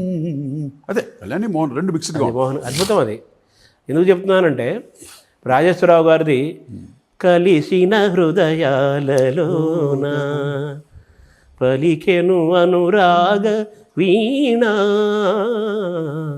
కలిసిన హృదయాలలోన తననరా మహానుభావులు అని ఉంటుంది కదా. నాకు మీ పాట వినగానే, ఈ కుటుంబం అని వినగానే అది గుర్తుకొచ్చింది. నాకు కదిలే కాలమా కూడా నాన్నగారి స్టైల్లోనే ఉంటుంది పాట. ఇది కూడా నాన్నగారి స్టైలే. అదే పెద్దోళ్ళు చేసిన వాళ్ళు ఒక ఫార్మాట్ క్రియేట్ చేసి పెట్టేశారు అది. అవును, దాన్ని అది ఎన్ని వెరైటీలు చేయొచ్చండి. ఇదే కుటుంబం పాటనే ఎన్ని వెరైటీలు చేయొచ్చు. కానీ ఒక హుందాతనం ఉండాలి, ఒక రాగం ఉండాలి ఆ పాటకి. పెద్ద కుటుంబం బాలకృష్ణ గారు చేస్తున్నారంటే అది ఎటువంటి సబ్జెక్ట్, అది పెద్దన్నయ్య సన్నివేశం కూడా కదా, సన్నివేశం పెద్దన్నయ్య మంచి సబ్జెక్ట్ అది. అవును, అంటే డ్యూయల్ రోల్ బాలకృష్ణ గారు. ఇలా చేసి మీరు వెంటనే 16 వయస్సు అది పడి లేచే మనసు పట్టుకో పట్టుకో పగ్గమేసి పట్టుకో ఇట్టుకో జట్టుకో కళ్ళమేసి కట్టుకో 16 రాక్ గిటార్ రాక్ స్టైల్ అన్నమాట కంప్లీట్గా. అది డిస్కో అన్ని మిక్స్డ్ అది. అంటే ఆ పాటకి ఎప్పటికీ 16 ఏళ్ళే. మళ్ళీ చెప్పారు షోలో పాడుతుంటే ఆ పాటకి ఏం రెస్పాన్స్ అండి బాబాయ్. ఇప్పటికీ మా పబ్బుస్లో పాడుతుంటారు, ఎక్కడ ఆ బీట్ రాగానే 16 వయసు అనగానే ఓ ఎంజాయ్. సార్ మీరు ఇంతమంది గాయకులకి ఎంతమంది లిరిసిస్టులు, వేటూరి గారు, సిరివెల్ల సీతారామ శాస్త్రి గారు, భువన్ చంద్ర గారు చాలామంది రాశారు. అంటే మీ ట్యూన్కి వాళ్ళు రాశారు. ఆ ట్యూన్కి మీ ఎక్కువ ట్యూన్కి రాసినవే కదా? అన్ని ట్యూన్స్ అండి. నేను ఎక్కువగా దాసనారాయణ గారికి నేను కొంచెం లిరిక్గా ట్యూన్ చేసేవాడిని. ఆయన కూడా ట్యూన్కి రాసేవారు ఆయన కూడా. తర్వాత వేటూరు గారు అఫ్ కోర్స్ అన్ని ట్యూన్స్ ఆయన రాస్తాడని నాకు ధైర్యం. ఇప్పుడు ఇది ఇందాక మరి కుటుంబం, అన్నగారి కుటుంబం ఆయన రాసిన తర్వాత మీరు ట్యూన్ చేసింది కదా ఇది? రాసింది నారాయణ రెడ్డి గారు రాసింది. నారాయణ రెడ్డి గారు. ఇటువంటి సన్నివేశాలు ఉన్న పాటలు మట్టుకు నేను లిరిక్స్ రెడీ అయిన తర్వాత చేస్తాను.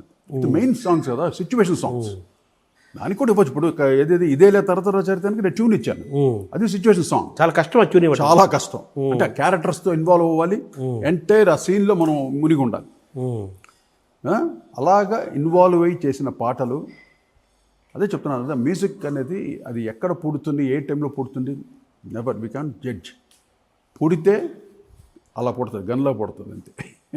సార్ మీ ప్రయాణంలో ఎస్పి బాలు గారు, సుశీల గారు, జానకి గారు, చిత్ర గారు, నాగూర్బాబు గారు చాలామందితో మీరు పాడించారు కదా. మీ పాటకు, మీ సంగీతానికి బాగా న్యాయం చేసిన వాళ్ళు ఎవరని చెప్పచ్చు సార్?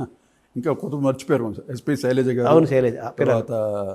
తర్వాత మన సుజాత గారు. అవును, సుజాత గారు. అవును, రాధిక గారు. అవును, అండ్ స్వర్ణలత గారు. అవును, ఇంతమంది పాడారు. నాకు చాలామంది పాడారు, ఫీమేల్స్ ఆల్మోస్ట్ అందరూ పాడారు.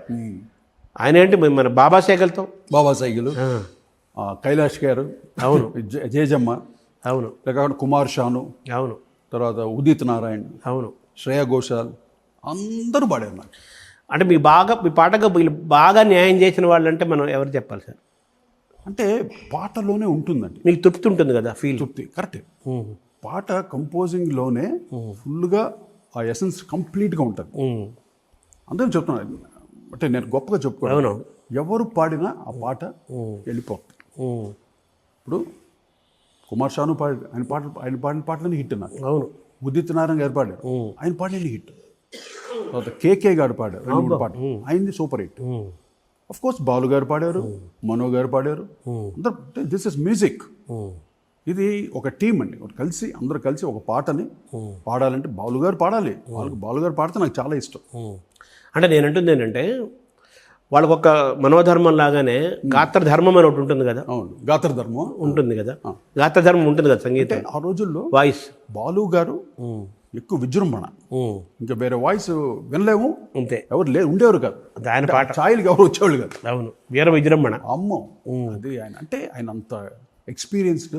అంటే ఏదో ఒక పాటకి, మీ పాటకి బాలుగారు పాడింది, మీరు వెస్ట్రన్ స్టైల్లో ఒక రాక్ జాజ్ ది టైప్లో చేసిన దానికి అంత తృప్తిగా మీకు అనిపించలేదు విన్నాను నేను. నేను పాడి వినిపించాను. ఇప్పుడు టాక్ బ్యాక్ ఉంటుంది, మైక్ లోపల ఉన్నాడు, నేను పాడి వినిపించాను. కట్స్ కావాలి కొంచెం, మైకిల్ జాక్సన్ స్టైల్లో. గురుగారు ఫస్ట్ కొంచెం ఆయన ఫస్ట్ పాడాడు, హే పాప పాప ఇలా ఆయన స్టైల్లో పాడు. నేను అన్నాను కొంచెం కట్స్ కావాలని గురువు అంటే, ఏది నువ్వు పాడు వినిపించాను. నేను ధైర్యంగా మైక్ నొక్కి ఇది టాక్ బ్యాక్ పాడు. ఇలా నేను పాడలేనయ్యా, నేను ఓపెన్ చెప్పాడు, ఇలా నేను పాడలేను. ఓకే గురుజీ, మీ స్టైల్ మీరు పాడండి, మీ స్టైల్ పాడండి. అఫ్ కోర్స్ ఆ పాటను అంత బ్రహ్మాండంగా పాడాడు. అవును, ఆయన స్టైల్. అంటే మ్యూజిక్ డైరెక్టర్ ఒక స్టైల్ ఉంటుంది. కొన్ని పాట ఇప్పుడు ఏఆర్ రెహమాన్కి అదే అడ్వాంటేజ్ అతను. అవును, ఈవెన్ ఇళయరాజా గారికి అడ్వాంటేజ్ ఏంటంటే, వాళ్ళు చేసిన దాన్ని 100% వేరే వాయిసెస్తో పాడించి న్యూ ఫ్లేవర్ తెచ్చారు. వాయిసెస్ ఫ్లేవర్ మనకి ఆ రోజులు ఉండేది కాదు. బాలు గారు సుశీలమ్మ గారు, జానకమ్మ గారు, చిత్ర గారు. అంటే డైరెక్టరు, ప్రొడ్యూసరు, జనం కూడా బాలుగారిని కోరుకునేవాళ్ళు. వాళ్ళేం కోరుకోవడం లేదు, కోరుకోలేదు అంటారా? వాళ్ళే ఈ పాట బాలుతోటి పాడించు, సుశీలమ్మతో పాటు ఎవ్వరు అడగలేదు ఆడియన్స్. మనం పాడిస్తాం పాటను బట్టి. అవును, హిట్ పాటను బట్టి పాడిస్తాం. ఇప్పుడు మనో గారు పాడిన అన్ని ఆయన కూడా పాడిన సూపర్ హిట్ కదా. అవును, హిట్ అయింది. ఎవరో క్వశ్చన్ చేశారు ఆడియన్స్, ఎందుకు బాలుతో పాడించుకుంటా మనోతో పాడించుకుని ఎవరిని అడిగాడు? ఎవడు అడగదు. అదే పాట హిట్ అయిపోతే అన్ని కొట్టుకుపోతాయి.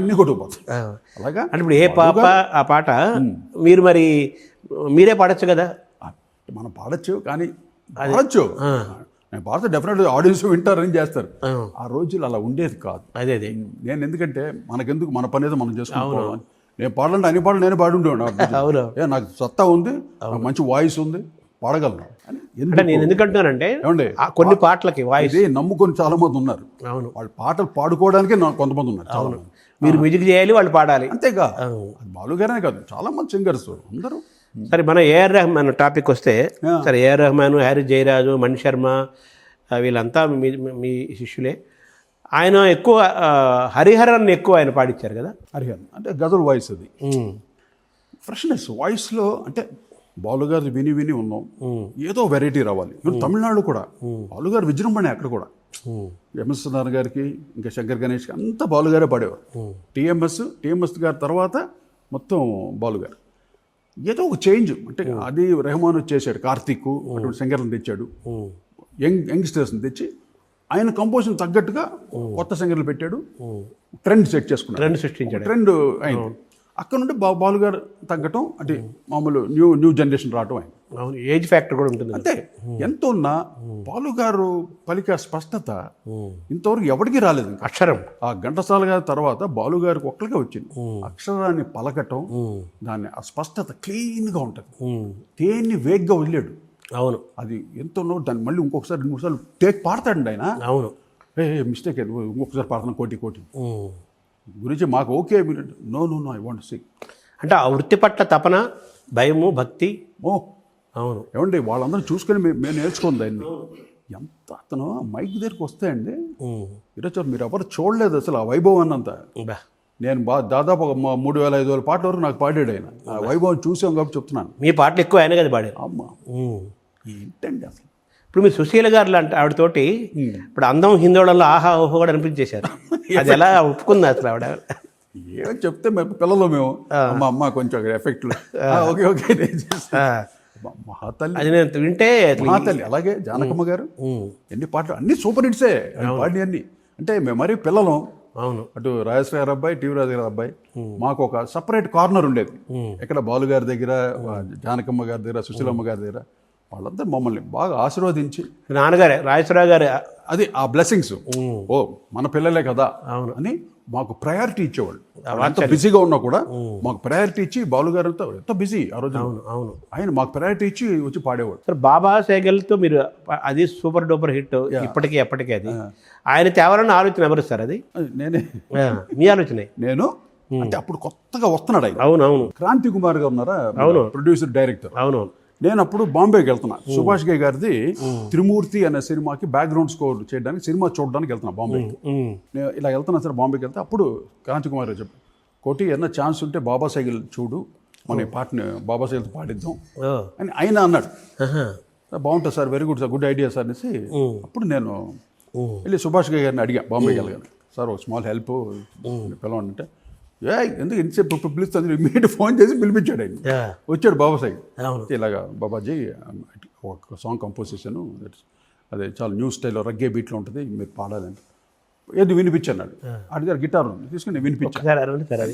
చిక్కు చిక్కలేట్, చొక్క చొక్కలేట్, జమ jackpot, shoot at sight, beat,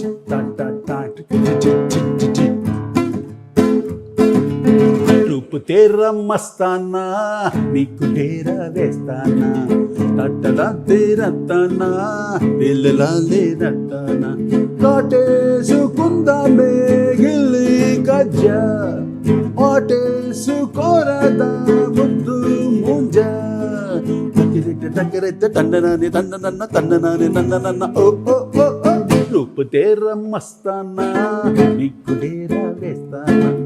ఎప్పటికీ అదే ఎప్పటికీ ఎక్కడ పాడినా యూత్ పడి పడి డాన్స్లే దీనికి అదే ఊగిపోతారు. ఊగుడు అంటే చూడు అన్ని రకాల మ్యూజిక్. ఇదంతే 16 ఏళ్ల వయసుకి కూడా అన్నా కదా, ఎప్పటికీ 16 ఏళ్ళు దాని. ఎందుకంతా ఆఫ్ కోర్స్ చిరంజీవి గారు ఇట్స్ ఇన్స్పిరేషన్. ఆయన ఇన్స్పిరేషన్ ఏంటి, ఏ చేసినా ఆయన చేస్తాడు. అవును, ఆయన అసలు కసి డాన్స్ చేయాలంటే కక్షగా చేస్తాడు.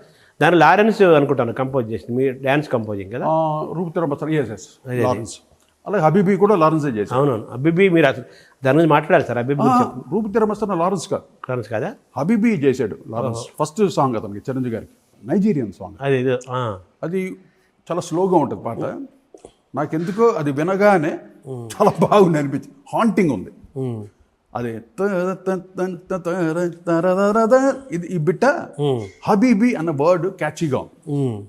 మనం హబీబీని పెట్టాం, అది హబీబీ, హబీబీ. అది ఏదో సమ్ డయాబోనస్ ఆయన పేరు, మంచి కంపోజర్, సింగర్. ఆయన చాలా అందగాడు, భలే సింగర్, చాలా ఫేమస్. అమీర్ డయాబ్ ఆయన పేరు. ఆయన నైజీరియన్ సింగర్. ఎక్కడ పట్టి నైజీరియా నుండి పట్టాము ఆ పాటని మన ఆంధ్రాకి పట్టుకొచ్చారు పాప నాగూర్ బాబు. ఆయన వాయిస్ స్టైల్ మార్చేశాడు, స్టైల్ మార్చి. బాలు గారు ఎంత బాగా పాడాడు ఆ పాటని. నడక కలిసిన నవరాత్రి, సిగ్గుపడితే శివరాత్రి, ముగ్గుడ్డు ముగ్గుడ్డని అంటే కటింగ్ ఒరిజినల్ అలా ఉండదు, అది స్లోగా ఉంటుంది. దాన్ని నాన్ని తీరారే తరే రారే రారా ఇలా ఉంటుంది. హబీబీ కదేరే దారి దారి దా హబీబీ హబీబీ ఇలా ఉంటుంది. మనం దాన్ని బీట్ చేసి మొత్తం టెంపో పెంచి ఆ టెంపో అలా కంటిన్యూ చేశారు. అదే కంటిన్యూ. తంట డాడి డాడ డండతి చరణా చూడండి,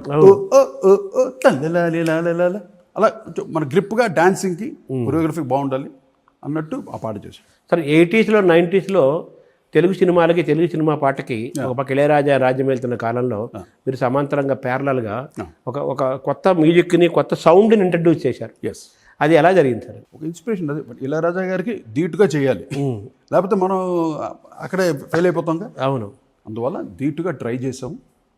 ఆయన ఆశీస్సులు కూడా, ఇళయరాజా గారి ఆశీస్సులు కూడా. ఆయన మహాపర్వతం. అవును, అటువంటి ఆయన దగ్గర పక్కన నిలబడాలంటే ఎంతో సత్తా ఉంటారు కానీ నిలబడలేం. అవును, అది మా ఇద్దరికి చిన్నప్పటి నుండి వెస్ట్రన్ మ్యూజిక్ మీద ఉన్నటువంటి పట్టు. అంటే సాంగ్ ప్రెజెంటేషన్ ఎలా చేయొచ్చు, సాంగ్ని ఎలా విని విని విని విన్నాం చాలా. అంటే ఆ కొత్త సౌండ్ని జనానికి, పాటలకి అందించడంలో ఏ ఇన్స్ట్రుమెంట్స్ పాత్రను మనం ప్రధానంగా మాట్లాడుకోవాలి సార్? అప్పట్లో మాకు రెగ్యులర్ ఆర్కెస్ట్రా ఉండేది, లైవ్ ఆర్కెస్ట్రా. ఇప్పుడు ఎలక్ట్రానిక్స్ వచ్చినాయి. అవును, ఎలక్ట్రానిక్స్ కూడా మేమే ఇంట్రడ్యూస్ చేసాం. అంటే ఎలక్ట్రానిక్స్ వచ్చినా కూడా ఎక్కువగా వాడి ఇంట్రడ్యూస్ చేసింది మేమే, రాజ్కోటిగా ఎలక్ట్రానిక్స్. అంతకుముందు ఎలక్ట్రానిక్ కీబోర్డ్స్ వస్తే వాటిని ఒక మితంగా వాడేవాళ్ళు. ఇది లైవ్ ఇన్స్ట్రుమెంట్స్, ఏది సితారు, సంతూరు, ఇంకా ఫ్లూటు, ఇంకా వైలెన్స్, కోరస్, వీటి మీద అది డిస్టర్బ్ కాకుండా చాలా మైన్యూట్గా వాడేవాళ్ళు. తర్వాత అదే మెయిన్ అయిపోయింది ఎలక్ట్రానిక్స్. ఇప్పుడు అలా చేయటం వల్ల మాకు మెయిన్గా ఫుల్ ఆర్కెస్ట్రా ఉండేది కాబట్టి ఒక్క ఇన్స్ట్రుమెంట్ ఉండేది కాదు. ప్రతి బిట్, ఒక గిటార్ ఒక బిట్ ఉంటుంది, ఒక బీజంలో సితారు, సంతూర్ ఉంటుంది, ఒక బీజంలో వైలెన్స్ ఉంటుంది, కోరస్ ఉంటుంది, ఇలాగ ఉంటుంది. అంతేగాని ఒకే ఇన్స్ట్రుమెంట్ పట్టుకుని కూర్చోలేము. అంటే నేను గిటారిస్ట్, అన్ని పాటలు గిటార్తో చేయొచ్చుగా, చేయలేదు నేను. అన్ని అన్ని ఆర్కెస్ట్రా తోటి ఫుల్నెస్ తోటి ఆర్కెస్ట్రేట్ చేసి ఫుల్ ప్రెజెంటేషన్.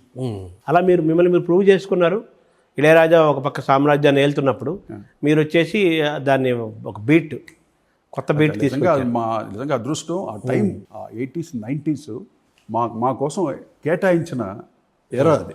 అంతే, ఒక స్వర్ణయుగం మాకు. రాజుకి, నాకు, రాజ్కోటిగా మాకు. అంటే మేము కష్టపడి తెచ్చుకుందాం. అవును, చాలా కష్టపడి స్ట్రగుల్స్తో వచ్చాం మేము. సరే, మన మల్లీశ్వరి సినిమా అనగానే పాత మల్లీశ్వరికేమో రాజేశ్వరరావు గారు చేశారు, కొత్త మల్లీశ్వరికే మీరు చేశారు. అది ఒకసారి మాట్లాడుకుందాం సార్. అంటే మల్లేశ్వరి పేరు చెప్పగానే నాకు భయం వేసింది ఫస్ట్. మంచి ఆ మల్లేశ్వర అడిగారు, మనం సరిపోవరా దానికి, అదే రాజేశ్వరరావు మళ్ళీ పుట్టాలి దానికి. లేదు, ఇది పేరు మట్టు పెడతాను, సబ్జెక్టు వేరు ఉంది. అప్పుడు నేను మల్లేశ్వరికి అదొక లోపల ఉంది ఛాలెంజ్. మళ్ళీ నాన్నగారు చేసిన మల్లేశ్వరి మళ్ళీ అదే పేరు మీద నేను చేస్తున్నాను, తనయుడుగా మ్యూజికల్ హిట్ చేయాలి. అందువల్ల ప్రతి పాటని దాంట్లో కూడా చాలా, అంటే ప్రతి సినిమాకి నేను కష్టపడతానండి. ఇది కాదు, ప్రతి సినిమాకి నేను, రాజు ఇద్దరు కష్టపడతాం. ఆ క్రీము, సక్సెస్ క్రీము మేము ఎంజాయ్ చేయలేదు అసలు. మాకేంటి ఇది సక్సెస్ అయిపోతే నెక్స్ట్ ఏంటి భయం వేసేది. నెక్స్ట్ ఎలా చేయాలి, ఎలా చేస్తే హిట్ అవుద్ది పాట, ఎలా రీచ్ అవుద్ది ఆడియన్స్కి, ఈ భయం ఉండేది ఎక్కువగా. ఆ భయంతో అయిన పుట్టినాయి మాకు. అవును, భయము భక్తి. అసలు చిరంజీవి గారి సినిమా అంటే మటుకు లోపల గుండెగా కొట్టుకుంటుంటుంది మాకు. సార్ మీరు చిరంజీవి ఒక సినిమా కను, ఒక డైరెక్టర్ కను, ఒక నిర్మాత కను, ఒక సినిమా కను ముఖ్యంగా చేసిన పాటలు అవి మారిపోయి వేరే సినిమాలకు వెళ్ళిన సందర్భాలు కూడా ఉన్నాయి కదా కొన్ని. న్యాచురల్లీ అయ్యాను ఒక 2 ఎగ్జాంపుల్స్. అంటే ఒకసారి చూసి వినిపిస్తాం. వరుసగా 2-3 సినిమాలు చిరంజీవి గారు జరుగుతుంటాయి. ఇప్పుడు మీరు చిరంజీవి గారు ఏదో కోదం సింహం డైరెక్టర్ అనుకుంటున్నారు, మీకు వినిపించాం ఈ పాట వినిపించగానే లేదమ్మా ఇంకోటి. ఇప్పుడు వినిపించిన పాట వేస్ట్ కాదు, దాన్ని పక్కన పెడతాం. ఇంకో ఆయన వస్తాడు మీలా, ఇంకో డైరెక్టర్ లేదా చిరంజీవి గారు, వాళ్ళకి వినిపిస్తాం. అంటే ఇది చిరంజీవి గారు చేసిన ట్యూన్స్ అయ్యి అవును ఆయనకి బాగా యాప్ట్గా ఉంటుంది. సో ఆయన ఓకే అంటాడు, ఇక్కడికి వెళ్ళిపోద్ది. అలాగే మేము చేసిన దాంట్లో స్టార్ మెగా స్టార్ అని, అది కొదం సింహంలో సాంగ్. యాక్చువల్లీ దాన్ని మేము రాజా విక్రమార్క కోసం వినిపించాం, రవిరాజ పెన్సెట్టి గారు. అవును, వినిపిస్తే ఆయన విని అంటే పెద్ద ఇంట్రెస్ట్ చూపించలేదు. సర్లే అలా పక్కన పెట్టండి అన్నట్టు అన్నాడు. మాకు సర్లే అంత కాన్ఫిడెంట్గా ఆయన చెప్పలేదు కదా అని నెక్స్ట్ డే కోదం సింహం సిట్టింగ్లో మేము అది వినిపించేసాం. ఎవరికి? మురళీమోహన్ రావు గారు డైరెక్టర్, మన కైకాల నాగేశ్వరరావు ప్రొడ్యూసర్, అదే కైకాల సత్యనారాయణ గారు బ్రదర్, రమా ఫిలిమ్స్. ఇప్పుడు కొదం సింహం 30 years కంప్లీట్ అవుతుంది, ఫంక్షన్ జరగబోతున్నారు. మనం నువ్వే కావాలి కూడా అయినట్టుంది. 25 years 25 years ఇది 30 years కంప్లీట్ అవుతున్నట్టు మొన్న చెప్పారు నాగేశ్వరరావు ఫోన్స్. స్టార్ సార్ వినిపించింది, వీళ్ళు ఓకే అనేసారు. ఇది ఓకే అనగానే ఇది బయటికి స్ప్రెడ్ అయింది. బా రాజ్కోట్ సాంగ్ చేశారమ్మా, అసలు స్టార్ మెగా స్టార్ మీద పాట చేశారు అనేసరికి ఇది అక్కడికి వెళ్ళింది. రవిరాజా గారు మనకు వినిపించిన పాట కదా, ఎందుకు అట్ట వెళ్ళింది అనేసి మమ్మల్ని, లేదు సార్ మీరు 100% ఓకే చెప్తే బొట్లో వేసి రాసి పెట్టేస్తామండి, మీరు ఓకే చేయలేదు అందువల్ల అక్కడ వినిపించాం. వాళ్ళు ఓకే అన్న, నో అది నాది. ఆయన మొండోడు ఆయన రవిరాజు గారు, అది నాదే, నాకే ఉండాల్సింది. అక్కడ కాన్ఫ్లిక్ట్, మేము స్ట్రగుల్ అయ్యాం. మళ్ళీ అది చిరంజీవి గారి వరకు వెళ్ళి చివరికి ఆయనే కూర్చొని, లేదు ఇది కౌబాయ్ సినిమాకి బాగుంటుంది అని ఆయన చెప్పి రవిరాజు గారిని కన్విన్స్ చేసి తర్వాత దానికి వేరే పాట చేసాం. అలాగే ప్రియురాలే అది ఉంది కదా, ప్రియరాగాలే ఒకటి, ప్రియరాగాలే, గోవిందాలో పాట ఒకటి, అవి కూడా అలా వెళ్ళినాయా? ఆల్మోస్ట్ అలా. ప్రియరాగాలే ట్యూన్ నేను చేసింది గోవింద రామ్ గోపాల్ వర్మ. మెలడీ ఆయన అంత మెలడీ ఆయనకి నచ్చదు. అప్పుడు ఆ ప్లేస్లో నేను అందమో ఏదో చేశాను. ఇది అక్కడ చేసిన ట్యూన్ని మన దీంట్లో ప్రియరాగాల్లో ఈ సాంగ్ కదా మన హలో బ్రదర్, అవును, ఏది గోవిందాకి చేసిన పాటని హలో బ్రదర్లో రెండు నాగార్జునే. అలాగే రెండు కూర్చున్నాయి అక్కడ. బట్ అందమా పాట ఉంది కదా, అందమా అవును, అది యాక్చువల్ చిరంజీవి గారి కోసం చేసిన పాట. ఆ ట్యూన్ వినిపిస్తే చిరంజీవి గారు స్లో అవుతుందయ్యా, బీట్ ఉండాలంటే ఇది తీసి రామ్ గోపాల్ వర్మకి ఇచ్చాం. ఎంత ఘాటు ప్రేమయో అని దానికి ఆల్టర్నేటివ్, అది ఆల్టర్నేటివ్గా చాలా బాగుంటుంది. ఎంత మెలడీ, అది హిట్. ఇప్పుడు మాలాంటి వాళ్ళు కొంచెం మెలడీని ఇష్టపడే వాళ్ళకి మిగతా అన్నీ ఇష్టం. దాంట్లో బీట్ ఉంటుంది, స్వింగ్ ఉంటుంది. అలా మీ పాటలు అవన్నీ ఉంటాయి. అదే ఇప్పుడు ఏంటి మనకు ఒక మంచి పెసరట్టు, ఒక మంచి అన్నీ ఉన్నట్టుగా జీడిపప్పులు, అల్లం ముక్కలు, మెలడీ బీట్ అన్ని మిక్స్డ్గా ఉంటాయి. అవును, వాట్ ఆ పాటలన్నీ అంత రీచ్ అవ్వడానికి కారణం. తర్వాత మీ ఇద్దరు రాజ్కోటిగా ఉన్నప్పుడు ఎంత సూపర్ హిట్ అయిందో. సరే కాలము ఆ టాపిక్ నేను ఎందుకు విడిపోయారు, అది వేరే సబ్జెక్టు. కాలం అలా నడిచింది. సరే తర్వాత మీరు కోటిగా మీరు సింగిల్గానే మీరు మొదలుపెట్టారు. అవి ఎంత హిట్ అయినాయో కోటిగా మీరు సింగులర్గా చేసినవి కూడా అంతే హిట్ అయినాయి. ఆల్మోస్ట్ అంతే. అరుంధతి వరకు నేను చేసిన పాటలు, సినిమాలు అని బ్యాక్గ్రౌండ్ స్కోర్లు కానీ ఒక్కనే. అవును, కంప్లీట్ ఇదే ధ్యాస, ఇదే తపస్సు. మీకు ఎప్పుడు ఆ ప్రయాణంలో అయ్యో అనిపించలేదా ఈ ఇద్దరం కలిసి చేసుకునే వాళ్ళు హాయిగా? చాలా అనిపించేది. అది టైం లేండి, ఆ కాలం సరే మనం కాలం అనుకున్నాం కదా, కాల ప్రభావం ఎలా జరుగుతుందో. అవును, అయిపోయింది అది అంతే. నేను ఎందుకంటానంటే నేను చెప్తున్నా అది సరే, అది ఆ పెయిన్ మోస్తూ ఇంకొక ఆ పెయిన్ పాట మీద పడకూడదు కదా. అది పడలేదు అక్కడే, అది నేను అడుగుతున్నాను. భలే క్వశ్చన్ అది కదా. ఎంత మనం అంటే మనసు కానీ మైండ్ కానీ మొత్తం బ్యాలెన్స్ తప్పిపోద్ది. ఒక టీమ్గా పనిచేసి అప్పుడు నేను ఏం చేసింది సార్, కండక్టర్ అంతా చేసేవాడు కదా. నేను అది కండక్ట్ చేశాను. తర్వాత కండక్టర్స్ అన్ని పెట్టుకున్నాం, వేరే కండక్టర్ని పెట్టాం, అలవాటు అయ్యారు మాకు. మూర్తి అని ఒకటి ఉండేవాడు మా దగ్గర, శ్రీనివాస మూర్తి అని. తర్వాత ఇప్పుడు వాడు బాలసుబ్రహ్మణ్యం దగ్గరికి వెళ్ళాడు, అక్కడ ఏఆర్ రెహమాన్ దగ్గరికి వెళ్ళాడు. అవునవును, ఇప్పుడు వాడే కండక్టింగ్ ఆడు. అవును, వాడిని తయారు చేస్తే ఇక్కడ మా ఫ్యాక్టరీ, వాడు అక్కడ ఇక్కడ తయారాడు. శ్రీనివాసమూర్తి అని. అవును ఇలాగా అని అది సార్ అలాగా మనసు ఒత్తిడి, ఆ ఒత్తిడి ఎక్కడ కూడా మీరు చేసిన పాట పైన పడకుండా ఏం చేశాను, నేను అనౌన్స్ చేయలే. ఆయన రాజుగారే చెప్పారు మనం చేయట్లేదు కోటి, ఐఎమ్ నాట్ కమింగ్, మనం వీఆర్ స్ప్లిటింగ్ ఆఫ్. ఓకే రా అనేసి నేను కరెక్ట్గా రికార్డింగ్ చేస్తున్నాను ఇక్కడ ఏవిఎం జీ థియేటర్లో. ఏ పాట, జోరుగున్నది జలాకి గుంటది జంటది దంటరిగా గోడు కడతావా, ఈ పాట రికార్డింగ్ సూపర్ హిట్ అది కూడా. రికార్డింగ్ టైంలో ఇలా ఫోన్ చెప్పి నేను ఐఎమ్ నాట్ కమింగ్ చెప్పేసేది.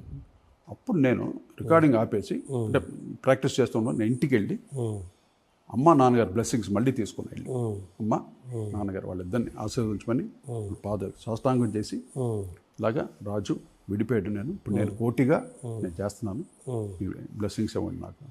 మాకు ఇంట్లో ఒక అమ్మవారి గుడి కూడా ఉంటుంది కన్యమ్మ అని, ఆవిడ ఆశీస్సులు తీసుకొని వచ్చి స్టార్ట్ చేశాను. నాన్నగారు ఏమన్నారు అప్పుడు? ఎన్ని కామన్ ఇది, పెద్దోళ్ళు కదా వాళ్ళకి అన్ని చాలా జీవితం చూశారు, వాళ్ళు గ్రహిస్తారు అన్నీ. ఇంతకాలం కలిసి ఉండడమే చాలా గొప్ప విషయం రా తోటి, సరే కానీ అంత బాగుంటుంది అని వాళ్ళిద్దరు దీవించి పంపించారు. అక్కడి నుండి స్టార్ట్ మై కెరీర్. ఎంత స్ట్రగుల్స్తో అంటే అంత కాదు. మళ్ళీ ఇండస్ట్రీలో ఏంటి, ఎవడు గొప్ప, ఎవడు దీంట్లో టాలెంట్, ఇన్ని చూస్తారుగా. వాళ్ళిద్దరు కలిసి ఉన్నప్పుడు ఎలా ఉంది, విడిగా చేస్తున్నప్పుడు వీడి దగ్గర సత్తా వాళ్ళ దగ్గర, ఎన్ని కామన్ లెక్కలు వేస్తారు. లెక్కలు సరుకు ఎవరి దగ్గర ఎక్కువ ఉంది తక్కువ ఉంది, రాజుని పెట్టుకోవాలా కోటిని పెట్టుకోవాలా, అలాగే చాలా పాపం ఇండస్ట్రీ కూడా అంటే అప్పట్లో పెద్ద పెద్ద సినిమాలు మేము చేస్తున్నాం. అవును పెద్ద ఆ టైంలో విడిపోతే పాపం బిజినెస్ సైడ్ అంతా ప్రాబ్లం అవుతుంది కదా వాళ్ళకి.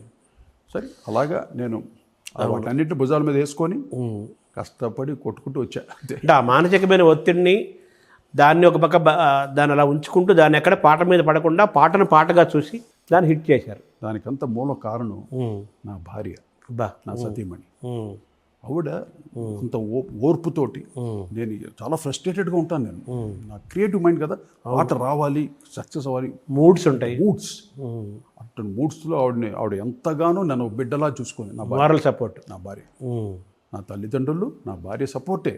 ఎంత వాడిని లేకపోతే ఎప్పటికప్పుడు అవును ఎలా ఉంటుంది, ఇప్పుడు పోటీ జలసీ ఎక్కువ ఉంటుంది కదా, ఉంటుంది. ఆ జలసీలో మనం ఎంతసేపు తొక్కేవాలి చేయాలి అంతే. బట్ అవన్నీ నేను ఏది పట్టించుకోవాలి, నా గమ్యం ఇదే, అలా చూసుకుంటూ వెళ్ళాను.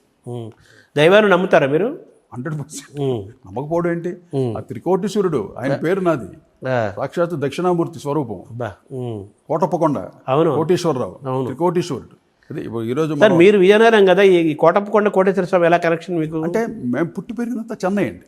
నాన్నగారు ఎప్పుడో వచ్చేసారు విజయనగరం, సాలూరు నుండి 32లో వచ్చేసారు. 32 ఆ టైంలోనే చెన్నైకి వచ్చేసి అక్కడ నుండి ప్రొఫెషనల్గా ఆయన ఎదగటం. నేనుంటుంది అది కాదు, కోటప్పకొండ ఈ పల్నాడు నసరాపేట దగ్గర ఉండే కోటప్పకొండ కోటేశ్వర స్వామి పేరు మీకు పెట్టారు. ఎక్కడో విజయనగరం, ఎక్కడ పల్నాడు, అంటే ఎందుకు అది అంతే పెట్టాలని ఉంది, పెట్టారు. అది కూడా ఏంటి, దీంట్లో ఒక అద్భుతం ఏంటంటే, నా ఫస్ట్ ప్రోగ్రామ్ అంటే నేను రికార్డింగ్ రమేష్ నాయుడు గారా కచేరీలు ఉంటుందిగా, బయటికి వెళ్ళి ప్రోగ్రాంలు బి వసంత్ గారు, రామకృష్ణ గారు, అవునవును, వాళ్ళిద్దరు కలిసి నరసరావుపేటలో ప్రోగ్రామ్, పెళ్లి ప్రోగ్రామ్. దానికి గిటారిస్ట్గా వెళ్ళాను నేను. పెళ్లి ప్రోగ్రామ్ అంటే వాళ్ళు పాత పాటని పాడతారు, దానికి గిటార్ మార్చడం. అప్పట్లో నాకు భలే ట్రైన్లో వెళ్ళాలి, సర్కార్ ఎక్స్ప్రెస్, ఆంధ్ర వెళ్ళొచ్చు అని నా కోరిక. అప్పుడు నరసరావుపేటలో ఒక మ్యారేజ్కి వెళ్ళాను. ఫస్ట్ బ్లెస్సింగ్ ఎక్కడ నుండి వచ్చింది, నాకు త్రికోటీశ్వరుడు దగ్గర నుండి వచ్చింది. నరసరావుపేట వెనకాలే కదా కొండ, త్రికోటేశ్వర స్వామి. ఆ కొండ నుండి నాకు బ్లెస్సింగ్స్. ఏమండి ఇవన్నీ మామూలుగా రాలేదు నేను, నాకు ఏదో పవర్ వెనకాల దైవం, ఆ దైవశక్తే ఇన్ని సినిమాలు చేయగలిగానంటే. అంటే నాన్నగారు ఈ పేరు ఈ కోటేశ్వర స్వామి పేరు పెట్టారు అంటే త్రికోటేశ్వర స్వామి ఎప్పుడు తెలుసుకున్నారు మీరు ఈ విషయం? నేను తర్వాత అంటే నాకు చిన్నప్పుడు తెలిసేది కాదు. అందరూ కోటి పిలిచే తర్వాత తెలిసి, అంటే ఎవరు కోటీశ్వరరావు అంటే త్రికోటీశ్వరుడు అని ఒక కోటప్ప కొండ ఉంది. అప్పుడు నేను కోటప్ప కొండ అమ్మ తీసిలేదు నన్ను చిన్నప్పుడు. తర్వాత నేను వెళ్ళడం రెగ్యులర్గా వెళ్తుంటారా కోటప్ప? కొప్పరపు కౌరు మా తాతగారు వాళ్ళే, తిరుపతి వెంకట కౌలు కొప్పరపు కౌరు అంటారు కదా, కొప్పరపు కౌలు మా తాతగారు వాళ్ళే. నేను నర్సరావుపేటలో పుట్టాను. ఆ ఊరు కోటప్పకొండ పక్కనే మా తాతగారు వాళ్ళ ఊరు. అంటే మా తాతగారు వాళ్ళ ఇంటి దగ్గర నుంచి చూస్తుంటే కోటప్పకొండ కనిపిస్తుంటుంది. అయితే వాళ్ళు ఒక పద్యం రాశారు, అవధానంలో చెప్పారు, కోటీశ్వర స్వామి కూరిమిగాంచుట చేసి ఆ కొండవీడి ప్రాంతాన్ని వర్ణిస్తారు. వాళ్ళ ప్రాంతాన్ని కోటేశ్వర స్వామి కూరిమిగాంచుట చేసి ఐశ్వర్యమునకు సందేహము లేదు, అంటే ఈ ప్రాంతం అంతా కోటేశ్వర స్వామి ప్రాంతం కదా, ఇక్కడ డబ్బుకేం ప్రాబ్లం లేదు, కోటేశ్వర్లు అవుతారని అది మీకు కుదిరింది అలా? వర్తించింది స్వామి అనుగ్రహం, ఆ బ్లెస్సింగ్స్ కంప్లీట్గా ఉందండి నాకు. అవును. నేను ఆయన తలుచుకొని చేస్తూ ఉంటాను, అన్నీ సక్సెస్ఫుల్గా ఉంటుంది. సార్ మామూలుగా మీరు డబ్బుకు పెద్ద ప్రాధాన్యత ఇవ్వలేదని, పాట హిట్ అవ్వాలని, మనకు మంచి పేరు రావాలని, మనం నిలబడాలని, ఇళయరాజా లాంటి వాళ్ళు మనం అంత పోటీ మధ్య మనం అంటే మనం నిలబడాలని, కొట్టడం కష్టం, అవును అని మీరు చేశారు పాటలన్నీ. అదే సమయంలో మీరు రెమ్యునరేషన్స్ను ఇప్పుడంటే ఇప్పుడు మారిపోయింది ఈ సినిమా విధానం, కోట్లలోకి వెళ్ళిపోయింది, అది వేరే సబ్జెక్టు. అప్పుడు మీరు మీకోసం కంటే మీ దగ్గర పాడే వాళ్ళ కోసం ఎక్కువ ఇప్పించాలన్న ఆలోచనతో ఉండేవారని విన్నాను. అది కరెక్టే? అదేమన్నా నాకు ఎగ్జాంపుల్ చెప్తారు సార్? నా మ్యూజిషియన్స్కి మామూలు బయట రికార్డింగ్కి వేరే పేమెంట్ ఉంటుంది, నా దగ్గర మటుకు ఒక్కొక్కటికి ఒక 250-300 రూపాయలు ఎక్స్ట్రాగా ఉంటుంది ఆ రోజుల్లో. ఇప్పుడు 80s 90s నాకు ఎందుకంటే అందరూ సుభిక్షంగా ఉండాలి, నా ఆర్కెస్ట్రా అంతా హ్యాపీగా ఉండాలి, నాకు సక్సెస్ వచ్చింది. ఫుల్ 64 మంది ఉంటారు నాకు పర్మనెంట్, అందరికీ సాలిడ్ పేమెంట్స్. అసలు రికార్డింగ్ అవగానే స్మార్ట్ పేమెంట్ కదా, అందరూ ఇంత కట్టలు పాకెట్లో పెట్టుకుని వెళ్తూ ఉంటారు. నాకైతే ఆనందం. నేను కూడా అలా గిటార్ వాయించి సంపాదించిన మ్యూజిషియన్షిప్ ఏంటది, అందులో వాళ్ళకి అంత సాలిడ్ పేమెంట్ ఇప్పించారు. మా ప్రొడ్యూసర్ అడిగేవారు, ఏంటయ్యా ఏంటి బయట రికార్డింగ్ అంత లేదే, ఆ మ్యూజిక్ నీకేంటి ఇంత రేట్ అంటే, ఇక్కడ ఇంతే సార్, ఇది ఇంతే, కాబట్టి నా దాంట్లో తగ్గించుకోండి, మా మ్యూజిషియన్కి ఇవ్వాలి. అలాగా అంటే వాళ్ళు ఆనందంగా ఉండాలండి, ఆనందంగా. అలాగే మా బాలు గారు, ఈ విషయం చెప్పాలి ముఖ్యంగా, ఎందుకంటే బాలు గారికి ఆయన బిగినింగ్ డేస్లో చక్రవర్తి గారు చూసినప్పుడు 500, 600, 1000 రూపాయలు, 1200 అలాగ వచ్చిన మహా మనిషి ఆయన. తర్వాత ఆయనకి 17,500 రూపాయలు ఆయన పేమెంట్ టోటల్గా, ఆ రేంజ్లో ఉన్నాడు పాటకి. సినిమా పాట అయినా సరే, మామూలు డివోషనల్ పడితే దానికి 10,000 అంత తీసుకుంటాడు. ఆ టైంలో నేను బాంబేకి వెళ్ళి నువ్వు నాకు నచ్చావు, అదే ఓ నవ్వు చాలు ఆ పాట పాడించడానికి శంకర్ మహాదేవన్కి అడిగి వెళ్ళా బాంబే. వెళ్తే పేమెంట్ ఏంటంటే అంటే 1,00,000 రూపాయలు శంకర్ మహాదేవన్కి ఆ రోజుల్లో. ఇది నువ్వు నాకు నచ్చావు టైం. అవును. ఏంట్రా 1,00,000 రూపాయలు ఏంటి, మా బాలు గారికి అంత లేదు, ఇన్ని పాటలు పాడుతున్నాడు, ఆయనకి లేదు ఏంటని నాకు మనసులో పడిపోయింది. సరే నేను వచ్చాను, నా చేతిలో ఇచ్చాను, రవికిషోర్ వచ్చి పంపించాడు డబ్బులు ఆయనకి బాంబేలో. నేనే వెళ్ళాను మిక్సింగ్ వెళ్ళి, నేను పే చేశాను, వచ్చాను. వచ్చిన తర్వాత నెక్స్ట్ మనకు పాడుతున్నాడు బాలు, సేమ్ రవికిషోర్ బ్యానర్లో. ఏది ఆకాశం దిగి వచ్చి ఆ పాట పాడుతున్నాడు. పాడుతుంటే సరే నాకు అది లోపల ఉంది, ఈయన కూడా 1,00,000 రూపాయలు చేసేవాళ్ళు, ఏంటి ఏం తక్కువ మా బాలు గారు శంకర్ మహాదేవన్ 1,00,000 రూపాయలు మనం ఎందుకు ఇవ్వకూడదు అంటే వాళ్ళది ఇండియా మార్కెట్, వరల్డ్ మార్కెట్ వాళ్ళది. 1,00,000 తీసుకోవడం తప్పులేదు, కానీ మా బాలుకి ఏంటి ఇంత తక్కువ, ఏంటి 17,500 ఏంటని 1,00,000 రూపాయలు చేసి పడుతుంది. చేయగానే ఆయన శ్యామ్ అని ఆయన అసిస్టెంట్ ఉంటాడు పౌండ్ ఆడియన్స్లో. సార్ ఏంటి సార్, నేను చెప్తున్నాను ఈ రోజు నుండి బాలు గారిని 1,00,000 రూపాయలు తీసుకోమని చెప్పు. ఏంటి అందరూ బాంబేలో అందరూ తీసుకుంటారు, ఆయనకేం తక్కువ తీసుకొని చెప్పు. రవికిషోర్కి చెప్పి రవికిషోర్ అంటాడు, లేదు మనం మామూలుగా 17,500 ఇదే కదా కొట్టి అని. లేదు సార్ మొత్తం పాటలన్నీ 1,00,000కి లేదు బాంబే వాళ్ళకి ఇచ్చినప్పుడు ఆయనకేం తక్కువ, ఇంత మహాగాయకుడు ఆయన అని 1,00,000 రూపాయలు నేను చేశాను బాలు. కానీ ఆయన చెప్పలేదు ఎక్కడ, అదే నాకు బాధ. బాలు గారు ఏమన్నారు, మీతో ఏమన్నారా 1,00,000 రూపాయలు ఇచ్చినందుకు? ఆయన అసలు థ్యాంక్స్ కూడా చెప్పలేదు నాకు. అయ్యో, అసలు థ్యాంక్సే చెప్పలేదు. అంటే వాళ్ళు అంటే చెప్పకూడదు అనుకున్నాడో ఏంటో మరి, నేను చిన్నవాడిని నేనేంటి వాడికి థ్యాంక్స్ చెప్పడం అని అనుకోండొచ్చు. కానీ నాకు ఇప్పటికీ అదే, మా బాలుకి నేను 1,00,000 రూపాయలు నేను చేశాను గొప్పగా చెప్పుకుంటాను గర్వంగా. మీరు హైయెస్ట్ రెమ్యునరేషన్ మీకు ఎప్పుడు మొదలైంది సార్? మామూలుగా అప్పుడు తక్కువ తీసుకునేవాళ్ళు కదా మీరు? అంటే నేను రెమ్యునరేషన్ మీద ఎక్కువగా కాన్సన్ట్రేట్ చేయలేదు, నాకు ప్రాజెక్ట్ కంపెనీ హీరో బట్టి కూడా మారుతుంటుంది కదా. మారుతుంటుంది, ఇన్కమ్ రేట్ తగ్గేది లేదు. ఇప్పుడు ఏదొస్తే వేరే లెవెలే, అప్పుడు అయిపోయింది. అవును. అప్పట్లో అంటే నేను మెయిన్గా కొన్ని సినిమాలకు మంచి రెమ్యునరేషన్ తీసుకున్నా. హిట్లర్కి, నువ్వు నాకు నచ్చావుకి, తర్వాత కొన్ని సినిమాలు ఉన్నాయి హిట్ సినిమాలు పెద్దది, వాటి అరుంధతి కానీ నేను కదా కొంచెం మంచి రెమ్యునరేషన్. మీకు అద్భుతమైన ఇంటి వారసత్వం ఉంది, సంగీతం. తండ్రి గారు ఉన్నారు, తాత ముత్తాతలు ఉన్నారు, అలాగే రమేష్ నాయుడు గారు మరి చక్రవర్తి గారి దాకా అద్భుతమైన గురువులు, అలా సాంగత్యము, అలా మీకు ఒక వైభవం. దాంతోపాటు మీతో కలిసి వర్క్ చేసిన వాళ్ళు, మీ దగ్గర వర్క్ చేసిన వాళ్ళు ఏఆర్ రెహమాన్ గారు కానీ, అలాగే మణి శర్మ కానీ, హారిస్ జయరాజ్ కానీ, వీళ్ళంతా కూడా సూపర్ డూపర్ హిట్ అయ్యారు. వీళ్ళు మీ దగ్గర నుంచి ఏమి నేర్చుకున్నారు? వాళ్ళు మీతో ఎలా ఉంటారు సార్ ప్రజెంట్ వీళ్ళందరూ? వాళ్ళు ఎప్పుడు బాగుంటారు నాతోటి, గురుభావం ఉంటుంది, ఆ గ్రాటిట్యూడ్స్ ఉన్నాయి ఇప్పటికి వాళ్ళకి. ముఖ్యంగా వాళ్ళు ఒక కీబోర్డ్ ప్లేయర్గా నా దగ్గర పనిచేసేవాడు.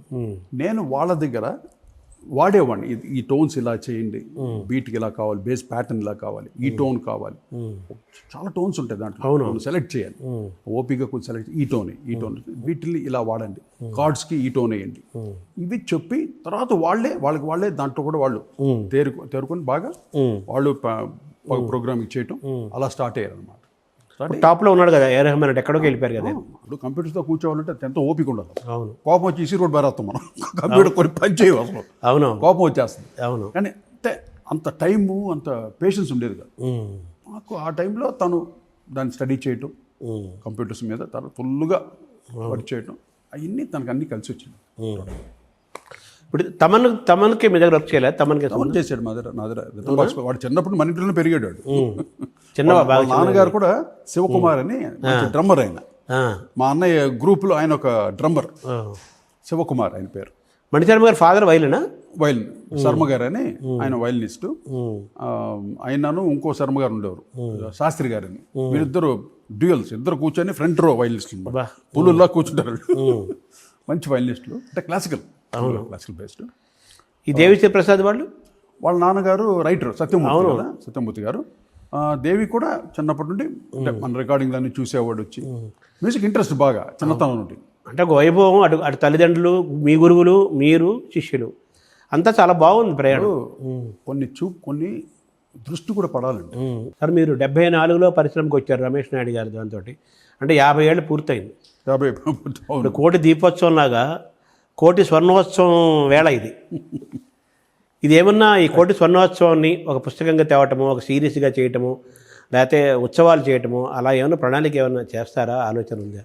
అంటే నాకు ఇంట్రెస్ట్ లేదండి. ఏమన్నా చేస్తే తప్పకుండా నేను చేస్తాం. ఎందుకంటే మన జర్నీ వెళ్తూనే ఉంటుంది, ఇప్పుడు ఆగేది కాదు కదా, ఎక్కడ ఆగదు. అంటే నేను ఎందుకంటున్నానంటే, మీరు చెప్పిన పెండియాల మహనీయులతోటి మీ ప్రయాణము, పెద్ద వాళ్ళ దగ్గర నుంచి మీరు నేర్చుకున్నవి, మీరు నేర్చుకున్నవి పాఠాలు, గుణపాఠాలు చాలా ఉన్నాయి కదా, అద్భుతమైన పాటలు అన్నీ ఉన్నాయి. ఇవన్నీ రికార్డులు అయితే, ఒక పుస్తకంగానో ఒక చరిత్రగా రికార్డు అయితే రేపటి తరాలకి తెలుస్తాయి, తెలియాలి, చరిత్ర కూడా రికార్డు అవుతుంది కదా. ఒక వైభవం ఉత్సవం అంటే అది గర్వంగా కాదు, ఒక పాఠం. జనరేషన్కి ఒక కంపోజర్ యొక్క ఆ వాల్యూస్ తెలిసే అవకాశం లేదు పాపం. అవును, అందుకంటున్నాను. జస్ట్ కీబోర్డ్ పెట్టుకుంటున్నారు, కంపోజర్ అయిపోతుంది, గిటార్ పట్టుకుంటారు, కంపోజర్ అయిపోతున్నారు. తప్పట్లే, అవును, అందరు అవ్వాలి. కానీ నేర్చుకోవాల్సింది చాలా ఉంది. అంటే నేను రాగాలు చెప్పేది కాదు, మెయిన్గా కంపోజర్ ఎలాగ ఒక పాటని ఆ జీవస్వరాన్ని ఎలాగ వస్తుంది, దాన్ని ఎలాగ మనం ఆలోచించాలి, ఎలాగ చేయాలి, ఈ సాంగ్ని ఏ ప్యాటర్న్తో చేస్తాను. నేను ప్రతి పాటని రిథమ్ గ్రూవ్ వేసుకుంటాను, నేనే క్రియేట్ చేసుకుంటాను రిథమ్. ఇప్పుడు ఏంటి, కీబోర్డ్ ప్లేయర్కి ఒక నోట్ కొడితే 100 టన్స్ ఆఫ్ లూప్స్ వస్తాయి, రిథమ్స్ రకరకాలు, డిస్క్ టాక్ బుస్కు ఏదో చాలా వస్తాయి. అది నొక్కుని దాంతోపాటు పాటలు చేస్తుంటారు. ఏమన్నా రెహమాన్ కూడా అంతే, అవును, చాలా పాటలు యాపిల్ లూప్స్ అని ఇంకా చాలా లూప్స్ ఉన్నాయి.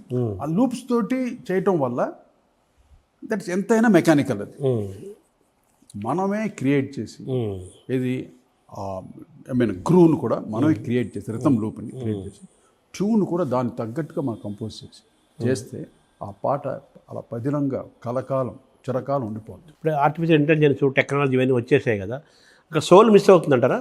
ఆత్మ జీరో సార్. అవన్నీ ఊరికే గొప్పగా చెప్పుకోవచ్చు, ఏ చేసేసింది ఏంటి, ఏం పీకుద్ది, ఏం పీకుతుంది ఊరికే. ఏదో మనకు అది మనకేదో వింతగా అద్భుతంగా అనిపించవచ్చు, వింత అది అద్భుతం కాదు. అవును, ఆత్మ ఉండాలి కదా. ఆత్మ ఉండాలి, ఎక్కడ ఉంటుంది అది? అది ఏం చేస్తుంది దానికి తెలియదు, మనకి తెలియదు. అవును, ఏదో చూస్తే అది ఇష్టాన్ని కొడుతుంది, ఏదో చేస్తుంది. కోటిలాగా పాట చేయి, ఇళయరాజా గారి పాట చేయంటే చేస్తుంది, అసలు సంబంధమే ఉండదు. అవును, ఒక వైలన్ ఆత్మకథని ఆయన రాశారు, పెద్ద ఆయన విజయవాడలో ఉంటారు కదా, ఆయన జీవితం అంత వైలన్తోనే ప్రయాణం కాబట్టి. అలాగే మీరు గిటార్తో మొదలై కంపోజ్ చేసి అద్భుతమైన సృష్టి చేసి చాలా ఇన్స్ట్రుమెంట్స్ మీరు నేర్పించి ఇవన్నీ చేశారు కదా. ఈ కోటి స్వర్ణోత్సవం అనేది జరుగుతుంది, మీరు చెప్పారుగా. ఈరోజు కార్తీక పౌర్ణమి రోజు చెప్తాను. అవును, అది కార్తీక పౌర్ణమి రోజు మీరు చెప్తున్నారు కాబట్టి తప్పకుండా జరిగి తీరుతుంది. అది ఆ త్రికోటీశ్వరుడే చేస్తాడు. అవునవును, అంతే అంత సిన్సియర్గా సాధన చేశానండి నేను. ఊరికి ఆషామాషిగా వచ్చినోడు కాదు నేను, చాలా సాధన చేసాం. రాజు అఫ్కోర్స్ రాజు ఆయన చేశాడు, నేను నా వంతు నేను మ్యాక్సిమం ఇప్పటికీ చేస్తూనే ఉన్నా సాధన. అవును, అంటే 80s, 90s, 2000 నుంచి కూడా మీరు చేశారు. చేశాను కదా, అరుంధతి 2012 వరకు నేనే చేశాను కంప్లీట్ సక్సెస్ఫుల్ మ్యూజిక్ డైరెక్టర్గా. అవును. ఇప్పుడు మీకు మరణశాసనం సినిమాకి మీరు ఆ బ్యాక్గ్రౌండ్ స్కోర్ ఇస్తే అది మీకు చిరంజీవి సినిమాని ఇచ్చింది కరెక్ట్ కదా. అలాగే అరుంధతి సినిమా మీకు బ్యాక్గ్రౌండ్ స్కోర్ చేశారు. ఇప్పుడు మామూలుగా పాటలు, మ్యూజిక్ డైరెక్షన్, పాటలతో పాటు బ్యాక్గ్రౌండ్ స్కోర్ గురించి ఎక్కువ మాట్లాడుతున్నారు. మన ఓజీ వచ్చింది, ఓజీలో పాటల కంటే బ్యాక్గ్రౌండ్ స్కోర్ గురించి మాట్లాడుతున్నారు. సో ఆ విధంగా మీరు బ్యాక్గ్రౌండ్ స్కోర్లో ఎప్పుడో అడ్వాన్స్ అయిపోయారు. ఎప్పుడో మరణశాసనం నాటికి అప్పుడే అడ్వాన్స్. అప్పుడేంటి ఓన్లీ మోనోవే ఉండేది, మల్టీ ట్రాక్స్ లేవు, లేదు డాల్బీ డిజిటల్ లేదు, డాల్బీ అట్మాస్ లేదు, అన్నీ ఇప్పుడు వచ్చినాయి. ఇప్పుడు లేటెస్ట్ కదా. అందువల్ల ఇప్పుడు సౌండ్ పెరగటం వల్ల సౌండ్కి ఒక స్పెషాలిటీ వచ్చింది. సౌండ్ ఇంపార్టెన్స్ ఆ థియేటర్లో వింటుంటే సౌండ్కే సగం మెస్మరైజ్ అయిపోతుంది జనం. ఆ నాలెడ్జ్ కూడా ఉండాలి కంపోజర్కి. థియేటర్కి వెళ్ళినప్పుడు ఈ సౌండ్ ఇలా ఉంటుంది, ఇలా ప్రజెంట్ ఇలా ఆ నాలెడ్జ్ కూడా ఉండాలి. ఉంటే డెఫినెట్గా బాగుంటుంది. ఇప్పుడు తను చేసే బ్యాక్గ్రౌండ్స్ కోసం చాలా బాగుంటుంది. అంటే బాగుంటుంది ఇన్ ద సెన్స్ సౌండ్ తగ్గట్టుగా, ఆ సినిమాకి తగ్గట్టుగా ఎంత కావాలో అంతవరకు ఇస్తాడు. అరుంధతికి మీరు చేసిన బ్యాక్గ్రౌండ్ స్కోర్ గురించి ప్రత్యేకంగా మాట్లాడతారా? అది ఎంత అంటే స్టోరీతో పాటు ఉంటుంది మ్యూజిక్, ఊరికే సౌండ్ కొట్టడం కాదు. అవును, స్టోరీతో పాటు ఉంటుంది. ఆ క్యారెక్టర్ పాటు ఒక మ్యూజిక్ వెళ్తుంది, క్యారెక్టర్ మ్యూజిక్. అంటే ఆ సన్నివేశాన్ని ఎలివేట్ చేయాలి, ఆ దృశ్యాన్ని ఇంకా మ్యాగ్నిఫై చేయాలి, అది పండాలి, ఆడియన్స్ ఎంజాయ్ చేయాలి. ఇప్పుడు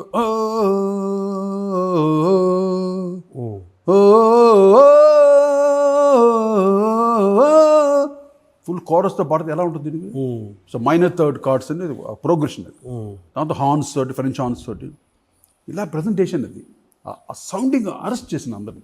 అంటే ఇంత అడ్వాన్స్డ్గా మీరు అప్పుడు అడ్వాన్స్డ్గా ఉన్నారు, 40 ఏళ్ళ క్రితం 50 ఏళ్ళ క్రితం అడ్వాన్స్డ్గా ఉన్నారు మీరు. ఇప్పుడు చాలా ఇప్పుడు కూడా అడ్వాన్సే. దీనంతా మీరు స్టడీ చేస్తుంటారా? వింటూ ఉంటాను బాగా.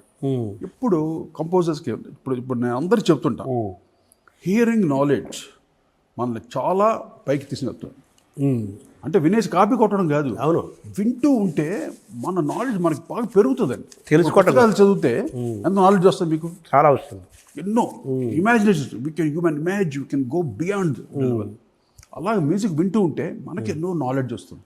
తర్వాత మీరు చాలా దేశాలు తిరిగారు కదా, మొన్న కూడా యూఎస్లో కూడా చాలా కచేరీలు ఇచ్చారు, చాలా తిరిగారు కదా. రెగ్యులర్ అక్కడికి వెళ్ళినప్పుడు మామూలుగా స్టడీ చేస్తుంటారా, కలుస్తుంటారు అక్కడ వాళ్ళని, టెక్నాలజీని, ఆర్టిస్ట్? నేను ఎక్కువగా అంటే మ్యూజిక్ స్టోర్స్కి వెళ్తుంటాను, అక్కడ ఆర్టిస్ట్ని కలవాలి. నేను సియాటిల్లో మట్టు కలిసాను ఒకసారి ఆర్కెస్ట్రా వాళ్ళని.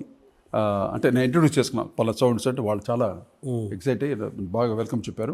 మంచి ఒక సింఫనీ ఆర్కెస్ట్రా, ఏదో సింఫనీ వాయిస్తుంటే వెళ్ళాను అక్కడికి. అక్కడ ఇంట్రొడ్యూస్ చేసుకుంటే వాళ్ళు చాలా బాగా మాట పలకరించారు. అక్కడ మిగతా గిటారిస్టులు వీళ్ళందరూ సియాటిల్లో చాలా మంచి మ్యూజిషియన్స్ ఉన్నారు అక్కడ, వాళ్ళు కలిసేవాడిని. తర్వాత నేను అంటే మన షోస్కి వెళ్తాను కదా, అప్పుడు వెళ్ళినప్పుడు గిటార్ స్టోర్స్ అని చాలా ఉంటాయి అక్కడ, మ్యూజిక్ షాప్స్. లేటెస్ట్ ఏమేమి వస్తున్నాయి ఇన్స్ట్రుమెంట్స్ ఇవన్నీ చూస్తుంటాను వెళ్ళి, అడ్వాన్స్డ్ ఏమి వచ్చినాయి.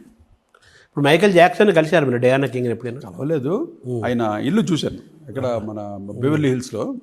ఆయన హౌస్ లాస్ట్ ఆయన డెత్కి వెళ్ళే ముందు అంటే జరిగిన ఇన్సిడెంట్ కూడా చెప్పారు. ఆ ఇల్లు చూస్తుంటే ఆయనే గుర్తు. ఎందుకు మా రెహమాన్ గారు ఆయన ముట్టుకున్నాడంట, ఆ చెయ్యి ఎవరు ఆ బాబు ముద్దులు పెట్టినాడు. మైకేల్ జాక్సన్ సెకండ్ ఇచ్చాడంట ఆయన చెప్పాడు నాకు, రెహమాన్ గారు చెప్తే ఆ చెయ్యి చూపినానా నేను ముద్దు పెట్టుకొని బాగా చాలు ఆ మహానుభావుడు కలిసే ఉంటే అదే గ్రేట్ కదా మైకేల్ జాక్సన్. కంపారిజన్ కాదు కానీ మంగళంపల్లి బాలమురళకృష్ణ గారు ఆయన ఒక స్వరూపం అయితే, వాగ్గే ఒక ఎక్కడో గంధర్వుడిలాగా అయితే, మైకేల్ జాక్సన్ కూడా ఏదో ఒక స్వరూపం అనుకోవాలి కదా సార్ మనం? డెఫినెట్గా. కాకపోతే ప్రపంచం కుదిపేసాడు, ఊపేశాడు. కుదుపుడే మైకేల్ జాక్సన్.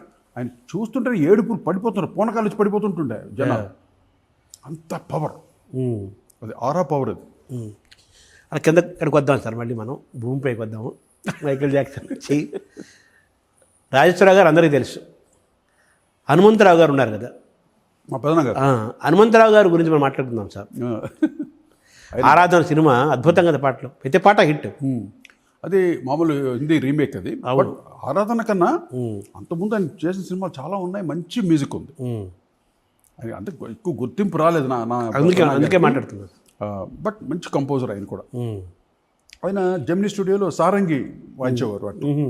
దాంట్లో పెద్ద ఫేమస్ ఆయన పెదనాన్న గారు. ఆయనకి ఎస్వి రంగారావు అంటే ఆయనకి చాలా ఇష్టం. ఎస్వి రంగారావు గారికి మా పెదనాన్న గారికి చాలా ఇష్టం. ఎప్పుడు రారా హనుమంతరావు అని పక్కనే పెట్టుకుంటాడు. ఈయన బాగా సరదా మనిషి మా పెదనాన్న గారు. అన్ని జోకులు బాగా నవ్విస్తుంటారు అందరినీ. అలాగా ఎందుకు సార్ ఆయన అంత మంచి పాటలు ఇచ్చారు? ఆయన పాటలు చాలా బాగుంటాయి. చెప్తాను కదా, ఒక్కొక్క స్టార్ అంతే. మనం ఏం చేయాలి, అది భగవంతుడు రాసి పెడతాడు. దానికి మనం ఏం, ఎవరు పైకి రాలేదు, ఎవరు తక్కువ, ఎవడు హూ కెన్ జడ్జ్ అంటే వాళ్ళ యోగం అంటే రాసి ఉండాలి అంతే. అవును. ఈరోజు నేను ఇంత యోగం ఏది కంపోజర్ కొడుకుల్లో, కంపోజర్ ఫ్యామిలీలో ఎవరన్నా ఉన్నారా చెప్పండి? ఎవరు టాప్? ఒక ఎస్డి బర్మన్ గారి తర్వాత ఆర్డి బర్మన్ గారు వచ్చారు. ఇంకా తర్వాత మ్యూజిక్ హిస్టరీ తీయండి, ఎవరున్నారు చెప్పండి అసలు? మనకు తెలిసి ఎవరు లేరు. చెప్పండి. అది సాలు రాజేశ్వర గారికి దక్కింది. అవును. తనయుడుగా నేను ఇన్ని 500 సినిమాలకు పైన సినిమాలు చేసి నాకు నేను ప్రూవ్ చేసుకొని ఇప్పటికీ ఆడియన్స్లో నా పాటలు ఇంకా ఆదరిస్తూ నాకు బ్రహ్మరథం కడుతుందంటే నిజంగా ఐఎమ్ బ్లెస్డ్.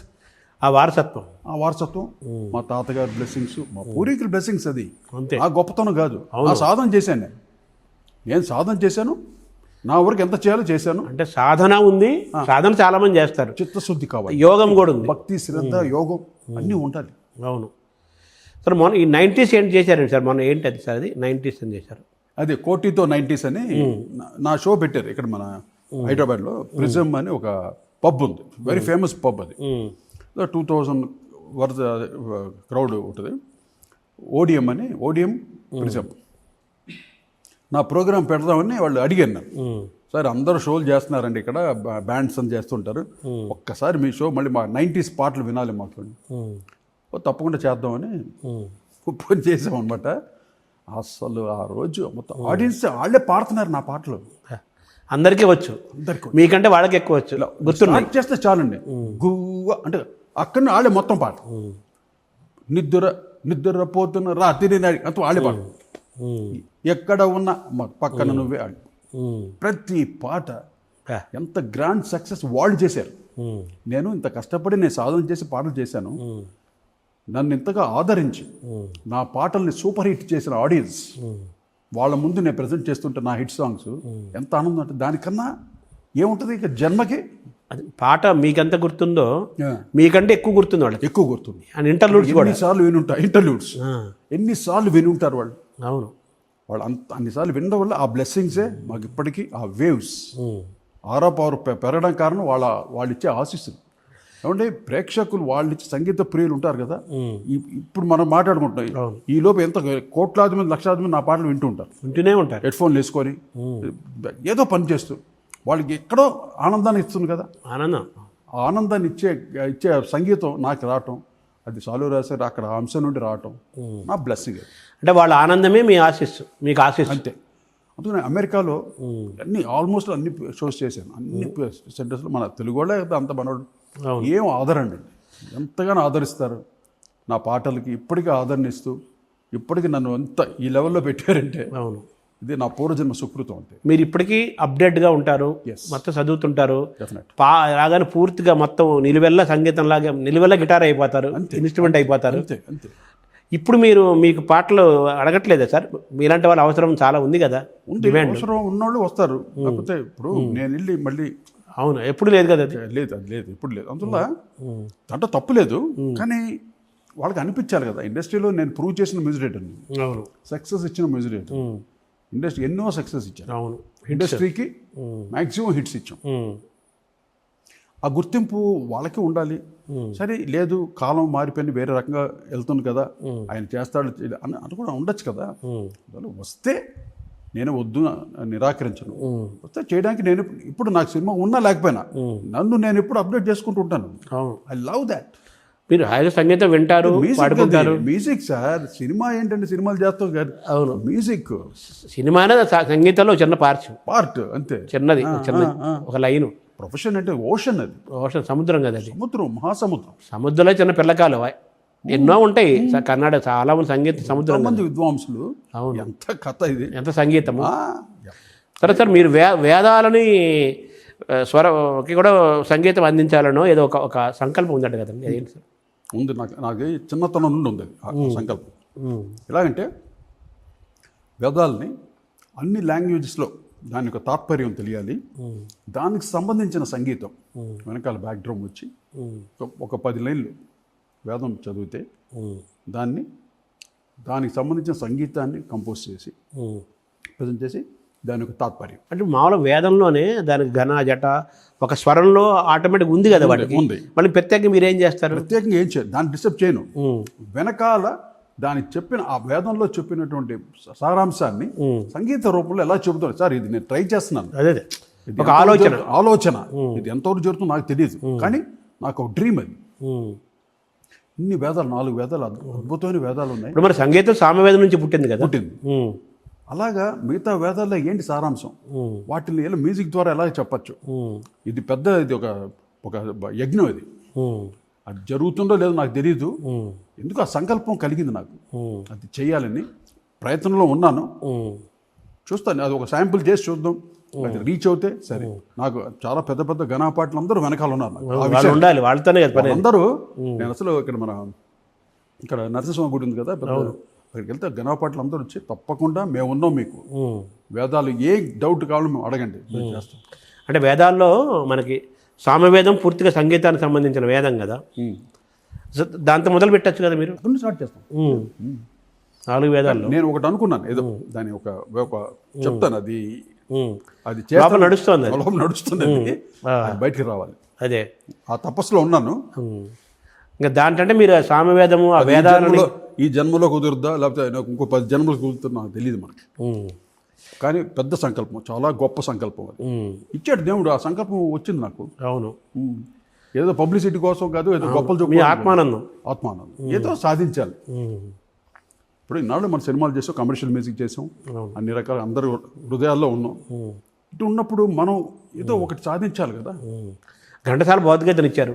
అదే నేను చెప్తాను అనుకుంటున్నా.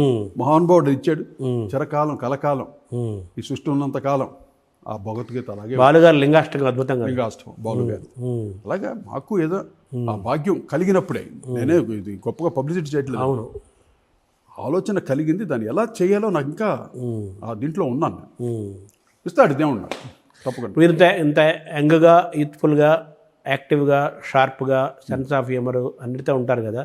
మీరు సాధన ఏమైనా చేస్తారా, ధ్యానం చేస్తారా? ఏంటి? ధ్యానం ఉంటుంది ఇప్పుడు, రెగ్యులర్ ధ్యానం, యోగా చేస్తుంటాను. అంటే ఓవరు అది కాదు, స్ట్రెయిన్ చేయకూడదు. వాకింగ్ చేస్తుంటాను, డైట్ కంట్రోల్లో ఉంటాను. ఒక టైంలో ఎలా ఉండేదంటే ఆ పీక్స్, అది చెన్నైలో ఉన్నప్పుడు ఆ సక్సెస్ తెలిసేది కాదు. మొత్తం ఎక్కువ అన్నిట్లో ఎక్స్ట్రీమ్స్, ఫుడ్ ఎక్కువ తినేవాళ్ళని, డ్రింక్ అంతా ఉండేది, అదొక నడుస్తుండేది, స్మోకింగ్ ఉండేది. అన్నీ మానేసి దాదాపు 25 years అయింది, 30 years స్మోకింగ్ మానేసి. అంటే అది ఏంటి, వాళ్ళు చూసి వీళ్ళు చూసి నేర్చుకోవటం ఏముంది. అవును, అదే సరదా. అన్నీ మానేసి ఇప్పుడు హాయిగా ప్రశాంతంగా. అంటే ఈ జన్మకి ఒక అర్థం ఉండాలి, అది నేను భగవంతుని కోరుకుంటాను ఎప్పుడు, సూర్యుడిని ఎప్పుడే కోరుకుంటాను. ఈ జన్మకి ఒక అర్థం ఉండాలి, పరమార్థం మనకి ఉపయోగపడాలి, సమాజానికి ఉపయోగపడాలి, ప్రపంచానికి ఉపయోగపడాలి. అలాగే ఇంత నలుసుగు పని అన్నా ఈయన. అలాగే మీ వారసత్వాన్ని కూడా నిలబెట్టాలి, కాపాడుకోవాలి. ఎటువంటి వారసత్వం? సాలూరు రాజేశ్వరరావు మహానుభావుడు, పితామహుడు, సంగీతానికి మా సరస్వతి పుత్రుడు. ఓంకారం ఏమైనా సాధన చేస్తారు మీరు? నేను అంటే మెయిన్గా ఎక్కువ ఓంకారం, అంటే శివనామం ఎక్కువ, ఓం నమ శివ. మీ ఇంట్లో కూడా ఓం నమ శివ వినపడుతూ ఎప్పుడు ఉంటుంది, పంచాక్షరి ఎప్పుడు వినిపిస్తూ ఉంటుంది. ఆ వైబ్స్ అండి ఇంట్లో. అమ్మవారు, నాకు అమ్మవారు చాలా కటాక్షం. కన్నమ్మ ఇక్కడ పెట్టారా మీ ఇంట్లో? ఈ ఇంట్లో ఇక్కడ పెట్టారు, ఇక్కడ ఆవిడ అక్కడే ఉంది మా ఇంట్లో, అక్కడ చెన్నై తేనంపేటలో అక్కడే ఉంది. కాబట్టి ఆవిడని అప్పుడప్పుడు మేము సంవత్సరానికి ఒకసారి వెళ్ళి ఆవిడకి అన్ని చేస్తుంటాం, పూజలు. ఇప్పుడు ఏమైనా సినిమాలు ఏమైనా ఉన్నాయా సార్? ఇప్పుడు సినిమాలు ఏం చేయట్లేదు ప్రస్తుతానికి, ఏం లేవు. ఎక్కువగా మెయిన్గా ఇప్పుడు షోస్ చేస్తున్నా. కోటితో 90s సక్సెస్ అయిందో, అందరూ నన్ను షోస్ చేయమని అడుగుతున్నారు. మళ్ళీ ఆ వేవ్తో అలాగ వచ్చి చేయడానికి నేను రెడీ. అవును, ఇప్పుడు ఎవరిని మనం తప్పు చెప్పడం, కాలం అది వచ్చినప్పుడు వస్తారు, చేస్తారు, వచ్చినప్పుడు చేద్దాం. అప్పుడు ఆ జ్ఞానం ఎలా వస్తుంది, ఆ ఓపిక ఎలా ఉంటుందో, ఆ శక్తి ఎలా ఉంటుందో నాకు తెలియదు. అంటే మీలో ఇంత వెస్ట్రన్ మ్యూజిక్ నాలెడ్జి, ఇంత ఫాస్ట్ బీటు, ఇంత మోడర్న్గా ఉండటంతో పాటు ఇంత వైదికమైన ఆలోచన విధానము, ఒక సనాతన ధర్మము, వైదికము, దైవభక్తి ఇవన్నీ ఉన్నాయి. వీటి ప్రభావం, నాన్నగారు జీన్స్ ప్రభావం వల్లనే మీరు మామూలుగా ఈ కన్యకా పరమేశ్వరి కూడా చేశారట కదా. అది అంత మహాభాగ్యం అది. అదే మా ఏవిఎం రావు గారు అని మా ఫ్యామిలీ ఫ్రెండ్ అయినా ఒక స్నేహబంధం బంధుత్వంలా మారిపోయింది. ఆయన మా బావని పిలుస్తాను. అంత చాలా మంచి మనిషి ఆయన. పెద్ద నాకు ఎప్పుడో కోరాడు ఆయన, బావగారు మీరు నాకు ఒక్కసారి ఒక చిన్న కోరిక, నాకు వాసవి కన్యకా పరమేశ్వరి మీద ఒక ఆల్బమ్ చేయాలి. అడగగానే నేను ఆయన వాసవి పేరు చెప్పగానే నేను తప్పకుండా చేద్దాం బావగారు, ఏంటి ఇమీడియట్ ఓకే, నేను ఇమీడియట్ చెప్పేది ఓకే అని. అది ఆ సంకల్పం, ఆ టైంలో అనుకున్నాం. ఆయన కంప్లీట్గా మొత్తం సామేధం షణ్ముఖశర్మ గారు పాటలు రాయటం, ఆయన అడిగాం అనమాట. ఇలా చెప్పగానే ఇలా చేస్తుంటే ఆయన చాలా హ్యాపీ ఫీల్ అయ్యి అన్ని పాటలు ఆయన రాసి పంపించాడు. ప్రతి దానికన్నీ ట్యూన్ చేశాను నేను, రాసిన దానికి ట్యూన్ చేశాను. రమేష్ నాయుడు గారు కూడా సినిమా పాటలు చెప్పిన పేరు దాంతో పాటు అన్నమయ్య కీర్తనలు కంపోజ్ చేశారు ఆయన. అలా మీరేనా మన వాగ్గేయకాల కీర్తనలు ఏమైనా కీర్తనలు చాలా చేశాను. అవునా?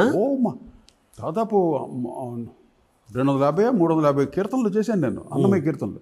కానీ అది ఏంటంటే అన్నమయ్య కీర్తనలకి ఒక ఫార్మేట్ ఉంది. అక్కడ ఎంతసేపు తిరుమలలో అయ్యే చేస్తూ అది ఆపేస్తుంటారు, అదివో అల్లదివో, లేకపోతే బ్రహ్మ కడిగిన పాదం. బట్ నేను చేసిన కీర్తనలు చాలా మంచి, చాలా వెరైటీగా చేశాను అని. అంటే అందరికీ జనరేషన్స్కి రీచ్ అవ్వాలి. బట్ కొంతవరకు రీచ్ అయింది బాగానే. ఇట్టి గుణవంతురాలు ఈ అలమేల్ మంగా, అట్టి తన దానికి తారేరి తరేరి, ఇట్టి గుణవంతురాలు ఈ అలమేల్ మంగా. బాగా రీచ్ అయినా అలమేల్ మంగ మీద పాట. ఇంకొకటి నారాయణ అచ్యుతానంత గోవింద హరి సారముగ నీకు నే శరణంటిని. నారాయణ అచ్యుతానంత గోవింద హరి సారముగ నీకు నే శరణంటిని గోవింద. అలాగా అన్నమయ్య కీర్తనలు చాలా చేశాం. అది బాలాజీ గారు అని ఒక ఆయన వైజాగ్, వారు చేయించారు అన్నమయ్య కీర్తనలు నాతోటి చేయించడం. దాంట్లో బాలుగారు పాడారు కొన్ని, మిగతా శ్రీకృష్ణ, ఇంకా మన సింగర్స్ అందరూ చాలామంది ఇప్పుడు లేటెస్ట్. ఇప్పుడున్న మ్యూజిక్ డైరెక్టర్స్, ఇప్పుడున్న గాయకుల్లో మీకు కొంచెం ఆనందంగా, తృప్తిగా, కొంచెం చిన్న భవిష్యత్తు పట్ల కాస్త పర్లేదు అనే విశ్వాసం కలిగిన వాళ్ళు ఎవరు ఉన్నారా సార్? ఇది ఇప్పుడు మ్యూజిక్ డైరెక్టర్స్ కానీ గాయకుల్లో కానీ. బాలుగారు ఆ తరం వెళ్ళిపోయింది కదా, ఉన్నవాళ్ళు పర్లేదు అనే ఫీలింగ్ మీకు? ఓకే, జనరేషను కాలాన్ని బట్టి వెళ్తూ ఉంటుంది. ఇక్కడ ఎవరు శాశ్వతం కాదండి. అవును, ఒకటి మేమంతా శాశ్వతంగా వేయలేము. అది ఘంటసాల బాలుగారు 7 తరబడి వేయలేరు.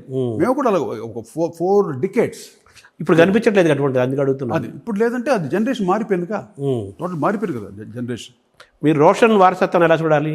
రోషన్ ఆయన మ్యూజిక్ చేశాడు, ఆయనకి ఎందుకో ఆయనకి ఇంట్రెస్ట్ లేక ఆయన వేరే ప్రొఫెషన్కి వెళ్ళిపోయాడు. అంటే దీనికి ఓపిక ఉండాలి, బాగా ఓర్పు కావాలి బాగా. అనేది వెంటనే వచ్చేది. రాజేశ్వరరావు గారి వారసత్వాన్ని మీరు అద్భుతంగా తీసుకొచ్చారు. కోటి గారి వారసత్వం ఎలా ఉందో చూద్దాం. ఇంకా మా మనవరాళ్లే రావాలి. ఇంకా వీళ్ళు వదిలేసారు. వీళ్ళు మా ఆవిడ 2-3 సినిమాలు చేశాడు. అవును, మంచి మ్యూజిక్ చేశాడు రోషన్. మా పెద్ద అబ్బాయి హీరోగా ఆయన 10 సినిమాలు చేశాడు. వాళ్ళకి బ్రేక్ రాలా, దానికి ఓపిక కావాలిగా. ఎంత సాధన చేసి చెప్పి ఎన్ని సినిమాలు చేసి ఆ మరణ శాసనం వరకు మాకు ఏది లేదు. అవును, చిన్న సినిమాలు చేసుకుంటూ వచ్చాం. మరణ శాసనం బ్యాక్గ్రౌండ్ చిరంజీవి మెగాస్టార్ ఎవరెస్ట్ ఎక్కేసాం, వెళ్ళిపోయాం పైకి. బట్ వెళ్ళినా కూడా ఆ స్థానాన్ని జాగ్రత్తగా పదిలంగా కాపాడుకుంటూ వచ్చాం. ప్రతి సినిమా, ప్రతి పాట హిట్ ఇచ్చాం. మీ మనవరాలు వాళ్ళు ఏమైనా నేర్చుకుంటున్నారు? సంగీతం నేర్చుకుంటారు. వస్తారు, ఏముంది, ఆ బ్లడ్లో ఉందిగా. ఆ బ్లడ్లో ఉంది, అంతవరకు మినిమం గ్యారంటీ. సార్, మీరు ఈ రంగాన్ని ఎంచుకునే తృప్తిగా ఉన్నారా? చాలా సరిపోట్లా తృప్తి అనేది. అవును, అది ఉండకూడదులేండి. అంత సాధించేసామనుకుంటే ఇంకేముంటుంది, అది కాదు, హ్యాపీగా ఏదో చేయాలి అంతే. అంటే ఇది మ్యూజిక్ అండి, ఇది ఒక ఓషన్. ఎప్పుడు పుడుతూ ఉంటుంది, ఆ దారులు వస్తూనే ఉంటుంది, ఆ వేవ్స్ వస్తూనే ఉంటుంది. అది సినిమా అవ్వచ్చు, ఏది దేనికి ఏదో ఇవ్వకపోయినా నేను ఎంజాయ్ చేస్తాను. మీ అనుబంధం ఎక్కువ చెన్నైతో కదా, మీ బ్రదర్స్ అంతా చెన్నైలో ఉన్నారు, మీరు ఒకరే ఇక్కడ ఉంటున్నారు కదా? నేను ఇంకో అన్నయ్య కూడా ఇక్కడికి వచ్చారు. మా పెద్దన్నయ్య కాలం చేశారు లాస్ట్ ఇయర్.